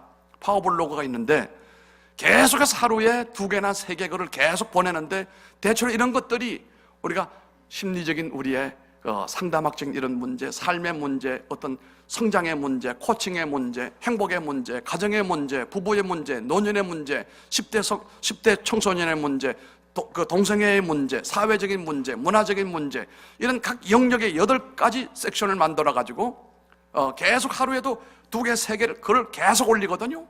그래서 1,500개 정도의 글이 올라가 있습니다. 혹시 여러분 필요하시면은 저랑 친구 맺으면 언제든지 볼 수가 있습니다. 저 페이스북에 들어와도 좋고 아니면 제가 원하시면 언제든지 오픈을 할 수가 있는데 저는 그것을 여러 사람이 좀 나누기를 원해요. 왜냐하면 우리가 행복의 길이 보이고 화해의 길이 보이고 복된 길이 눈에 훤하게 보이는데 왜 그렇게 힘들게 살고 왜 그렇게 막 서로 상처받으며 살아가느냐. 너무 안타깝기 때문에 제가 파워블로그를 운영하고 있거든요. 이제 오늘 저녁에 여러분 우리는 용서하며 사는 사람이 결국은 승리하는 사람이고 큰 사람입니다. 용서하는 사람이 믿음의 사람이고 큰 용량의 사람이다 이 말씀이에요. 믿음은 용량입니다. 품을 수가 있어야 된다 이런 말씀이거든요. 여러분, 이 시간 주께서 돌처럼 굳어버린 내 심령 위에 주님의 그 따스한 손길이 여러분의 마음을 어루만지시기를 원합니다. 어디서 누구에게든지 상처된 그 상처에 주의 손이 다가오셔서 어루만져주시는 은혜가 있기를 바랍니다. 오늘 주님이 여러분의 마음을 만져주시기를 주님 이름으로 축원합니다. 우리의 깊고 아픈 상처를 주님은 잘 치료하십니다. 우리 속에 기억조차 하기 싫은 이 파편처럼 생겨있는 이 아픔, 사람들에게도 다 말하지 못하고 내 배우자에게도 다 말하지 못하는 이런 엉거리들, 한을 어떻게 합니까? 우리 주님이 이 모든 것을 풀어줄 수가 있단 말이에요. 주의 손으로 풀리는 밤이 되기를 주님 이름으로 축원합니다. 아직까지 내 마음에 용서하지 못하고 있는 사람이 혹 한 사람이라도 여러분 있는지 모르겠습니다. 잊지 못할 사건이 이 시간 있을는지 모릅니다. 그런데 피 묻은 주님의 손길로 다가와서 이것을 깨끗하게 해달라고 주님 앞에 구하고 주님 앞에 이것을 용서할 수 있게 해달라고 요청한다면 오늘 밤 주님께서 내 영혼 어루만지심 가운데 내 심령의 전부를 하나님께서 어루만져 주시는 은혜가 있을 줄로 믿습니다. 하나님이 나를 치료하시고 나에게 새 마음을 불어넣어 주실 줄로 믿는 것입니다. 땅에서 매면 하늘에서도 매이고 땅에서 풀면 하늘에서 풀리는 이치를 우리가 잘 알고 있습니다. 이 시간 주님께 내 마음 깊은 곳으로 진실되게 영접을 하고 주님께 여러분 고백하시기를 바랍니다. 내 힘으로 내 능력으로 안 되고 오직 주님의 은혜와 십자가의 보혈로 말미암아 이루어진다는 사실을 우리가 믿는다면 주여 보혈이 내 마음속으로 스며오게 해주시고 그 핏방울이 내 엉어리를 녹여버리는 역사가 일어나게 하시고 오늘 주님의 보혈이 내 심령의 메인 엉어리가 솔루션화가 되는 역사가 일어나기를 원합니다. 구하시기를 바랍니다. 그리하면 주님이 우리를 긍휼히 보시고 불쌍히 보시고 그러므로 우리 안에 엉어리가 사라진 사람들이 용량이 큰 용량이 되는 겁니다. 이 용량의 큰 믿음이 천대까지 계속해서 이어지게 되는 것 아니겠습니까? 여러분 자녀들을 축복하십시오. 자녀들을 격려하십시오. 우리 젊은이들이 얼마나 어려운지 몰라요. 우리 사실 젊은이들이 왜 결혼을 늦게 합니까? 왜 결혼을 못합니까? 이유는 있습니다. 그 가운데 사회적인 문제가 내가 볼 때는 한 가지예요. 그게 뭐냐면 임시직입니다. 임시직. 이 임시직은 언제 왔습니까? IMF가 왔을 때 우리가 모든 구조를 가장 효율적으로 만들어 나가는 가운데 인건비 줄이기 위해서 정규직이라고 하는 걸 만들고 임시직이라는 것을 만들어서 회사를 살리고 기업을 살리느라고 그렇게 압축 경영하는 가운데 있었던 일이거든요. 사실 이것은 우리나라만 있는 게 아닙니다. IMF의 통제를 받았던 나라들은 다 그렇습니다. 통제 안 받은 나라는 덜하지만 통제를 받은 나라는 전부 다 그렇습니다. 그런데 이 비정규직이 왜 문제가 되느냐? 사람이라고 하는 것은 정상적인 수입이 되고 정상적인 모든 환경이 되면 거기서 계산이 나오잖아요. 내가 언제 결혼하고 어느 정도로 살고 하겠는데요. 그런데 임시직이라고 하는 것은 언제 간둘는지도 모르고 언제 수입이 불균형으로 바뀌어질지도 모르고 이렇게 불안정한 상황 가운데 내가 어떻게 결혼할 수 있느냐? 나 같은 사람 또 내가 양산할 수가 있느냐? 차라리 그럴 바에야 결혼하지 말아야지. 여러 가지 문제점들 가운데 오늘날 젊은이들의 문제는 비정규직이 근본적인 문제예요. 그것만 아니면 내 삶을 내가 디자인할 수가 있고 예산을 세울 수가 있고 미래를 우리가 어느 정도 감을 잡는다면 누가 결혼하기 싫은 사람 어디 있겠어요? 그게 안 되니까 불안한 거예요. 너무 안쓰러운 거예요. 그럴지라도 여러분이 자녀들과 청년들과 이런 아픔이 있는 사람들 여러분 이해해 주시기 바랍니다. 품어주시길 바랍니다. 자전거도 좀 사주시길 바랍니다. 그리고 용기를 주시길 바랍니다. 가능하면 좀 정규직으로 가면 얼마나 좋겠어요. 그렇게 하면 얼마나 좋겠습니까? 그래서 우리가 우리 자녀만큼이라도 기도 많이 하시고 특별히 새벽에 여러분 기도 마치고 집에 가시면요 자녀들 머리마다 안수기도 하십시오. 다른 사람은 여러분이 안수하면 안 됩니다. 내 자식은 내 새끼는 아버지 엄마가 안수기도 할 수 있어요 없어요? 목사님 허락하시는 거죠? 다른 사람은 아니에요. 다른 사람은 뭐 은혜 받았다고 그래가지고 휘쉬 그러고 밤에 그냥 안 됩니다. 그건 질서를 무시하는 겁니다. 그러나 내 자식은 어떻게 하든지 하나님의 은혜 가운데 머물러야 되고, 하나님께서 축복하시는 아버지 엄마의 그 축복 기도는 자녀들에게 먹혀 들어가는 거예요. 저 같은 경우에는요, 아이들을 과외를 거의 보내지를 않았습니다. 거의 안 보냈습니다. 우리 과외를. 과외 애들 보낼 돈도 없었고, 애들이 과외를 본인들이 별로 그렇게 원하지도 않았고, 막 그렇게 이제 보내는, 그 대신 새벽 기도를 갔다 오게 되면은 3남매를 하나님이 주셨는데, 그 아이들 머리마다 내가 안수기도를 했습니다. 안수기도 했습니다. 수박 덩어리 돌리는 식으로 이렇게도 안수기도 하고, 이렇게 돌려가지고 하죠. 하나님, 이 돌대가리가 금대가리가 되게 해주시기를 원합니다. 이 물대가리가 호도주 대가리가 되기를 원합니다. 제가 왜 그걸 알았냐면은, 안산 동산교회 김인중 목사님이라고 있어요. 여러분 아시죠? 안산 동산교회 김인중 목사님. 그분이 원래 나사렛 교인이에요. 나사렛 교인인데 서울대학 시험에 떨어져가지고 아르바이트를 그 상암 월드컵이 있는 옛날 거기 전부 다 그 닭장하는 양계장 쪽이었어요. 거기 알바를 하면서 옆에 있는 교회를 가는데, 거기 이제 장로교회를 가가지고 이제 이분이 나중에 서울대학 들어가긴 들어가는데, 서울대학도 그때는 내가 볼 때는 우리 김용대 목사님도 다 들어갈 수 있는 곳이 안 가서 그렇지. 왜? 불란서 이런 거, 봉지르. 그거야 우리가 안 간 거지. 목사 아닌가요? 우리가 안 간 거지 뭘. 난 그런 데 가고 싶지. 근데 어쨌든 그 어른은 그 불란서 전공을 했어요. 그것도 서울대학 아니요? 그렇잖아요? 거기라도 좀 껐닥껐닥해 끝날 판이니까. 그래가지고 이분이 정말 참 목회를 열심히 안산에서 했습니다. 이러면서 이제 학교를 이제 기독 명문을 하나 만들어야 되겠다 기도하는 가운데, 학교에 이제 스트럭처라고 하는 구조를 만들어야 되잖아요. 그 구조를 만든 사람이 누구냐면 우리 사촌, 우리 집사람은 무남 동료니까 사촌들하고 이렇게 있는데, 그 사촌 가운데 우리 사돈 되는 양반이 일평생 교육 전문가였거든요. 이분이 이제 거기 초대장 교장으로 가셔가지고 학교를 이렇게 디자인을 했습니다. 이렇게 기도하면서 이렇게 해서 이제 학교를 했는데, 그리고 난 다음 김중 목사님이 가만히 보니까 안산에 맨 공장이잖아요. 이분 표현이 그래요. 이 공장에 모여든 사람들이 다 공순이 공돌이들인데, 공순이하고 공돌이하고 놓은 자식이 뭔 대가리가 돌아가겠느냐. 이 표현이 좀 거시기하니까 용서하시니, 내가 한 말이 아니라 그분이 한 소리예요. 우리 교회에 와서.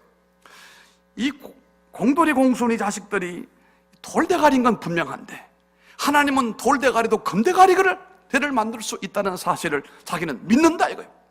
그래서 하나님 앞에 기도를 했다는 겁니다. 하나님, 이제 안산고등학교를 지금 설립을 하고 준비를 하고 있는데, 이제 이 안산에 있는 돌대가리들이 다 모이게 될 텐데, 하나님, 돌대가리가 변하여 금대가리가 되게 해주시기를 원합니다.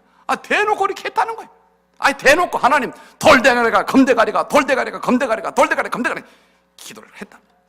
그런데 희한한 게 뭐냐면요, 그 안산에 모여든 학생들이 서울대학의 사립 학교 가운데는 랭킹 3위 안에 다 들어갔어요. 사법고시요, 랭킹 10위 안에 다 들어갑니다. 열 몇 명 해마다 들어갑니다. 그런 학교가 세상에 어디. 그러니까 이분이 말해, 보세요. 하나님은 그 돌대가리를 금대가리로 만들어 주시더라. 물로 포도주를 만드시는 하나님 아닙니까? 여러분 자녀들 머리, 여러분 가만두게 되면 아버지 어머니 머리하고 비슷하게 돼가. 특히 우리가 유전자 배열로 보게 되면은 알고나 해야 돼요. 아들은 주로 누구 머리에 가까우냐 하면은 아들은 엄마 쪽에 가깝고, 그죠? 유전 배열로 보면은 딸은 아버지 쪽이 가까워요. 근데 그것도 모르고 엄마가 멍청해가지고 아들이 맨날 이게 공부가 신통치 않아. 그러니까 아들한테는 뭐 퍼보대고 남편한테 당신이 돌이 되가 머리가 돌대가리인 거야. 애새끼도 돌대가리 아니야. 그건 자기 머리 돌대가리라고 하는 거예요. 그거 뭐 알고나 얘기를 해야 될 거 아니에요. 여러분, 엄마 IQ, 아버지 IQ, 아버지 엄마의 그 유전인자가 어디 가겠습니까? 비슷하게 스몰라지 형이지, 띄어봐야 벼룩이지. 안 그렇습니까? 그럼 어떻게 해야 돼요? 이걸 바꿔야 돼. 바꾸는 게 뭔지 알아요? 여러분, 기도입니다. 하나님의 은혜입니다. 하나님 이 머리 위에 하나님의 은혜의 옷자락을 씌워주시고 하나님 안수하심으로 말미암아 머리가 바짝바짝 스마트하게 해주시기를 원합니다. IQ가 뭐 인텔리전스 퀄리티라고 하는 거 아니겠습니까? 인텔리전스 퀄리티가 하나님 뛰어나게 하시고 남들이 풀 수 없는 문제 풀게 해주시고 보지 못하는 것을 보게 하시고 이 아이가 하나님께서 주시는 지혜로 말미암아 솔로몬처럼 되기를 원합니다. 하나님, 여러분 기도는 해놓고 보는 거예요. 저는 우리 아이들을 학원에 보내지 않고 안수기도로 키웠어요. 새벽기도 가면 꼭 두 손을 뻗고 하나님 이 돌대가리 금대가리가 되게 해주시고 하나님 이 머릿속에 스마트한 하나님의 놀라운 역사가 임하기를 원하고 하나님 솔로몬처럼 하나 만들어주시고 기도는 해놓고 보는 거지. 책임은 하나님이 지시는 거고.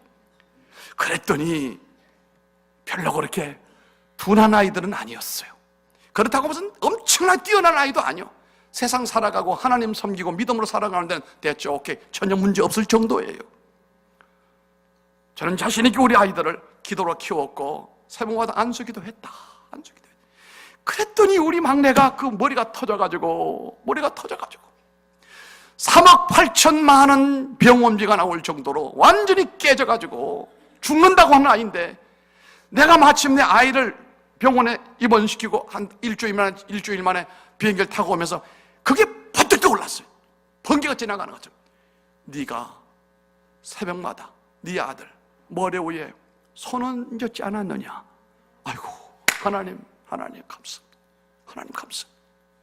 네가 네 아들 머리 위에 새벽마다 손 얹지 않았느냐? 하나님이 그걸 보셨던 거예요. 할렐루야. 여러분이 여러분 자녀들 위해 눈물 흘리는 것 하나님이 보십니다. 가슴 아파하는 것 하나님이 다 아십니다. 손 얹고 기도하고 격려해주고 타일러주고 이거 하나님께서 기억하시는 것입니다. 아이들은 안 듣는 것 같으죠? 다 들어요. 엄마 아빠 아니요 나 그거 아니요. 발부동을 치는 것 같이 거부하는 것 같아도 아니요. 시간 지난 뒤에 보면 다 들어요.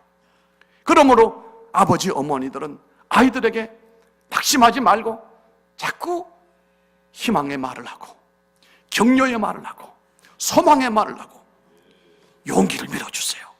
네가 지금은 힘들지? 아니야. 얼마 있지 않아서 너도 하나님이 놀랍게 역사하실 거야. 나는 확신해. 난 믿어. 너도 그러니까 용기를 가져. 그래서 우리 자녀들이 아버지 어머니의 기도를 먹고 장차 나는 이렇게 하나님의 축복받는 것은 우리 아버지 우리 어머니 믿음의 열매를 내가 다 먹는구나. 내 머리를 내가 아는데 이것은 내 머리를 뛰어넘는 하나님의 축복이구나. 이렇게 알게 되기를 바랍니다. 목사님도 아실는지 몰라도 박병석 목사님이라는 분이 있어요. 박병석 목사 우리 교단에 감사부장도 하고 일을 많이 한 사람입니다. 저희 동기예요. 그 교회에 제가 1월 달에 부흥회를 갔는데 사실 그 교회가 우리 아버님 출생하신 그 마을 바로 옆이거든요. 영양 서부교회라고. 갔는데 참 아버님이 그 잘하신 지역이라 가슴이 참 많이 감동이 돼서 최선을 다했는데 이분이 뭐라고 하냐? 목사님, 우리 어머니는요 순교자입니다 그러더라고. 그래요? 그런데 나요 지금 부총장 되시는 꽃동산교회 김종준 목사님하고요 동기 동창입니다. 나 뭔 소리인지 몰랐어요. 김종준 목사님은 서울역과 염천다리 밑에서 거지 노릇했고 쉽게 말하면 양아치를 했고 자기는 파고다공원에서 품위 있게 했대요. 그런데 얘기를 하니 기가 막히는 거예요. 자기 어머니가 시집을 왔는데 그 오셨는데 시아버지 이 박 목사님의 할아버지 그리고 아버지 다 안 믿어요. 근데 어머니가 신앙인으로 시집을 왔는데 숨어 교회를 다녔어요. 할아버지는 아는지 몰라도 절대 용납을 못하는 거예요. 근데 문제는 처음으로 아들이라고 이 병석이를 병석아 오늘 나하고 교회 가자. 이 병석이도 어린 마음이 너무 좋았던 거예요. 한 번도 엄마랑 손잡고 예배당 간 적이 없는데 혼자 이렇게 다녔는데 엄마가 가자고 하니까 얼마나 좋았어. 그래 엄마하고 같이 갔다 오면 너무 그게 지금도 기억이 난. 그런데 오는데 뭐라고 하냐 엄마가 병석아 우리 둘이 가면 할아버지한테 걸리니까 네가 먼저 들어가고 내가 뒤에 들어갈게 이렇게 짰어요. 근데 이 병석이가 초등학교 2학년이었대요. 그 하필이면 이 병석이가 딱 들어가니까 할아버지가 곰방대를 가지고 앉아가지고 이렇게, 야, 너 어디 갔다 오냐? 아이고, 이게 문제예요. 교회 갔다 와요. 엄마는 어디 가냐? 엄마 곧 와요. 엄마 어디 가냐? 엄마 교회 갔지요? 이렇게 해버렸네. 그랬더니 할아버지가 성이 나가지고 펄펄, 엄마가 들어오는데, 며느리가 들어오는 즉시 이 곰방대를 빼서 머리를 내리쳤는데 한 방만에 죽어버렸어요. 그 자리에서 엎어져 죽어버린 거예요, 엄마가. 이 아들, 이 박 목사, 박병석 이 사람이 어릴 마음에 내가 엄마를 죽였다. 내가 엄마를 죽였다. 그리고 이제 새 엄마가 왔는데 도저히 못 견디니까 집을 나와가지고 이제 그때부터 떠돌이 신세가 된 거예요. 초등학교 4학년이 그게 학력 전체예요. 그리고 떠돌이 신세가 됐어요. 파고다 공원에 가가지고 슈샴보이가 됐어요. 그리고 또 어울려가지고 못 해본 게 없대. 집이 없어가지고 염천다리 밑에도 잠을 잤고 한강변에 가 잠을 자니 모기가 얼마나 뜯어오는지. 거지 같은 인생을 살았어요. 중국집에 가서 몇 달 동안 있다가 뒤지거다 맞아가지고 죽다 살고 막 그냥 이 잘못 어울려가지고 나중에 싸움판에 올려. 이 사람이 감옥에 소년 감옥을 갔다 왔어요. 소년 감옥에 가서 얼마나 매를 맞았는지. 형을 다 살고 나왔는데 온몸이 쉽게 말해서 만신창이가 된 거예요. 그리고 고향이라고 찾아오는데 그때 나이가 18인가 이렇게 됐대요. 온몸이 망가져가지고 간신히 의지하고 오는데 하필이면 그 교회 앞을 지나오는데 그 교회 권사님 한 분이 딱 보더니 병석아, 네가 병석이가 아니냐? 네가 어떻게 이렇게 됐느냐? 사람이 완전히 병신이 된 거예요. 쓸 수 없는 사람이 된 거예요. 얼마나 감옥에서 매를 맞고 얼마나 사람이 망가졌는지. 이 권사님이 이 병석을 끌어안고 이놈아, 네 어머니가 믿음 생활하다가 천국 가는데 네가 이러고 살면 안 되지 않냐? 네라도 믿음 생활 잘하고 엄마가 천국 네가 가야지. 네가 이러고 인생을 살면 어떡하느냐? 그 아이를 끌어안고 얼마나 권사님이 우는데 이 병석이도 같이 막 울었어요. 엄마가 보고 싶어 울고 서러워서 울고 인생이 너무너무 힘들어서 울고 몸은 만시창이가 돼가지고 한참 울고 났더니 이 권사님이 그러더래요. 병석아, 네 엄마는 천국 가셨다. 이제 네가 이 땅에서 엄마가 원하는 바는 믿음 생활 잘하는 것이다. 훌륭한 믿음의 사람이 되라. 그 말이 그렇게 한 방에 가슴에 와 꽂혔어요. 그 뒤부터 이 사람이 기도원에 가서 하나님을 만났고 은혜를 받아가지고 초등학교, 국민학교죠. 국민학교, 중학교는 검정고시 해가지고 고등학교까지 검정고시. 머리가 비상해요 또 이 사람이. 그런데 감옥에서 이 사람이 뭘 배웠냐면요, 민간약초, 무슨 본초 이런 걸 깨뚫어요. 그래서 건강 강의를 많이 하고 우리 총회 많이 하고 다녀요. 근데 그가 검정고시 마치고 그리고 대구 신학교 들어갔다가 총신 2년 공부하고 난 다음에 안수를 받고 목회를 잘합니다. 목회를 잘하는 거예요. 근데 이분이 그러니 목사님이에요. 나는요 학력도 없습니다. 나는 부모님으로부터 물려받은 거 하나도 없습니다. 그런데 우리 어머니가 내가 우리 어머니를 죽게 만들었다고 늘 죄책감이 시달렸는데 하나님이 한 번은 그러더래요. 네가 엄마를 죽인 게 아니다. 네 엄마는 네 가정에 너를 위하여 먼저 하늘나라 가신 거고 너를 위해 엄마가 얼마나 마음으로 기도하는지 모른다. 그때 이 병석이라는 이 아들이 마음이 솔루션이 된 거예요. 엉어리가 풀어지고 원한도 풀어지고 그 아버지에 대한 할아버지에 대한 증오심도 사라지고 싹 사라져버리고 그 이분은 노회에서 노회장을 목사님 11번째를 해요. 11번째. 지금도 노회장. 왜 노회장을 11번을 경안노회입니다. 11번 하느냐고 하면은 다른 사람들은 박병석 목사님처럼 못한다 이거예요. 이 양반은 어려운 후배 목사님들 어려움 있는 교회 무조건 도와주는 거 가서 도와주고 찾아가서 위로해주고 격려해주고 자신이 하나님으로부터 받은 그 은혜, 어려움 당하는 사람에게 선한 사마리아인이 되는 거예요. 얼마나 노회에서 잘 섬기는지. 아이, 목사님 노회장 또 하셔야 됩니다. 아유, 남들이 욕해 11번째 하는데 또 하라고 그러냐. 아닙니다. 목사님 외에는 누가 합니다. 앞으로도 몇 번 더 하는지 몰라요. 자기는 그래요. 먼저 가신 어머니가 나를 위하여 기도하시고 먼저 천국 가셨는데 그 어머니 기도 못 잊었어. 내가 다시 하나님께로 돌아왔고 하나님은 내게 은혜 주셨고 사명 주셨고 또 축복해 주셨어. 이렇게 목양을 열심히 하나님의 은혜로 할 뿐만 아니라 많은 일들을 감옥에 갇힌 사람들 교정 선교 열심히 하고 말이에요. 참 이 어려운 사람들을 위해서 많이 헌신하는 사람으로 바뀌어졌거든요. 여러분, 부모님은 자녀들을 축복의 일로 이끌 수 있는 하나님의 가이드예요. 여러분, 자녀들을 좋은 옷 메이크만 가지고 키우려고 하지만 회개해야 돼요. 돈 가지고 자녀들 키우려고 하는 마음 회개해야 돼요. 은혜로 키우고 기도로 키운다는 기본적인 결정을 먼저 내리시고 그 외에는 아이들에게 다른 걸로 돈 많이 가지 말라 이거예요.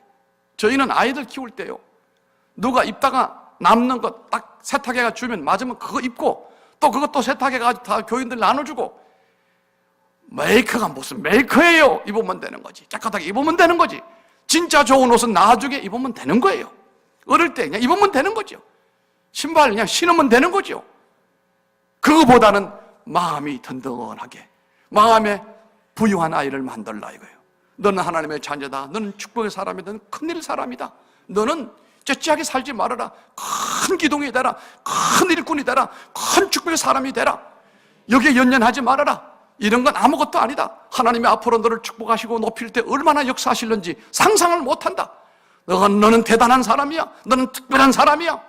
자녀들에게 용기를 주고 격려하고 그 머리에 기도하고 안수하고 새벽마다 기도하는데 그 기도가 어디로 가겠습니까? 여러분들의 자녀들은 여러분들의 그 믿음의 열매를 따먹으면서 복을 누리게 하시는 대단한 믿음의 어른들이에요. 오늘 말씀을 마무리를 짓겠습니다. 그가 찔림은 우리의 허물을 인함이요 그가 상함은 우리의 죄악을 인함이라. 그가 징계를 받음으로 우리가 나음을 입었도다. 우리는 다 양 같아서 그릇 행하여 각기 제 길로 갔거늘 여호와께서 우리의 죄악을 그에게 담당시키셨도다. 주의 풀리신 보혈이 우리를 씻어서 정케 하셨어요. 이제 마지막 혹여 용서하지 못한 사람이 있거든, 아직도 내 마음에 한이 맺혀 있거나 엉어리가 있는 분이 있거든, 오늘 밤에 풀고 돌아가십시오. 전 세계인에게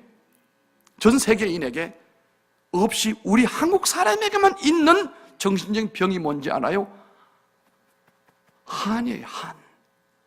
한. 이건 다른 나라 사람은 없어요. 그런데 요즘에 젊은 세대들에게는 한이 없어요. 왜? 시어머니가 역전돼가지고 이제 시어머니가 시험 당하게 생겼는데, 며느리 밑에서 시어머니들 얼마나 눈치를 보는데, 근데 우리 어머니 지금도 어머니 간이 얼마나 커, 왜 이렇게 큰 소리를 쳐요? 왜 그러고, 나는 나대로 살 것이요. 나는 하나님 은혜 주신 대로 살 거예요. 어머니만 그렇게 하시오, 어머니만. 근데 옛날처럼 시어머니가 며느리를 덜덜 볶기나 합니까? 못된 시어머니 노릇을 합니까? 그거 없잖아요. 도리어 며느리들이 시어머니 힘들게 하는 며느리들이 얼마나 많은데. 아파트 이름이 긴 이유가 뭔데요? 시어머니 못 오게 하려고. 이 택배도 오지 말래. 택배 이제 찾아가지고 오지 말, 택배로 보내라고 하잖아요. 여러분 못 써요. 우리는 내 안에 엉켜있는 거, 묶여있는 거, 매여있는 거, 한으로 남아있는 거, 이거 오늘 내일 완전히 풀어버리고 내가 그냥 시원하고 내가 잘 되고, 그리고 다른 사람에게도 이런 것이 있거들랑 덮어주세요. 그런데 옛날 우리 어머니들은 우리가 원통에서 울고 있을 때에 어떻게 했습니까? 치마를 갖다 이렇게 덮어줬어요. 우리가 어릴 때 내가 울고 들어오게 되면 우리 엄마가 치마 가지고 이렇게 덮어줬어요. 코는 이만큼 누른 코 이만큼. 아이고 더러워. 그래도 우리 어머니 치마 가지고 흥해. 아이고 더러운데도 하나도 안 더럽다고 하시고 슉 닦아가시고 이러시고. 울지 마라 울지 마라. 이 치마 밑에다가 품어 넣어주면은 그렇게 서러운 것도 다 사라져버리고 마음이 편안. 지금도 그 마음이 있거든요. 엄마들은 그런 겁니다. 뺑등 엄마들이 많아. 막 애보다 더 못돼서 하죠. 이러면 안 됩니다. 우리 엄마들은 아이들을 부근하게 품어주고 바깥에서 울고 들으면 달래주고 덮어주고 용기 주고 희망 주고 잘못해도 용서해주고 그러면서도 믿음으로 살으라고 용기를 주고 권면을 하고 새벽마다 이 아이들을 위해서 기도해주고 틈날 때마다 머리 안 속아 기도해주고 할렐루야 할렐루야. 그래서 여러분 가문에는 별종이 없기를 주님 이름으로 축원합니다. 웬만한 집은 말이에요, 장례식 가봐요, 꼭 한 종자는 그런 종자가 있어요. 꼭 비토를 놓고 문제 일으키고 꼭 웬만한 집에는 마지막 하나가 남아요. 그것도 이번에는 녹아나는 역사가 있을지어다. 우리 집안에 골동 문제 한 사람씩은 거의 남아있는데 이번에 아주 그것마저도 완전히 녹여버리고 그것마저도 풀어버리고 그 사람마저도 그냥 헬렐레 해가지고 할렐루야 이렇게 만들어버려요. 그래야 우리 집에 사철의 봄바람 불어있고 하나님 아버지 모셨으니 그 다음에요 믿음의 반석도 든든하다. 그 다음에요 우리 다같이 우리 집 즐거운 동산이라. 눈을 감으십시다.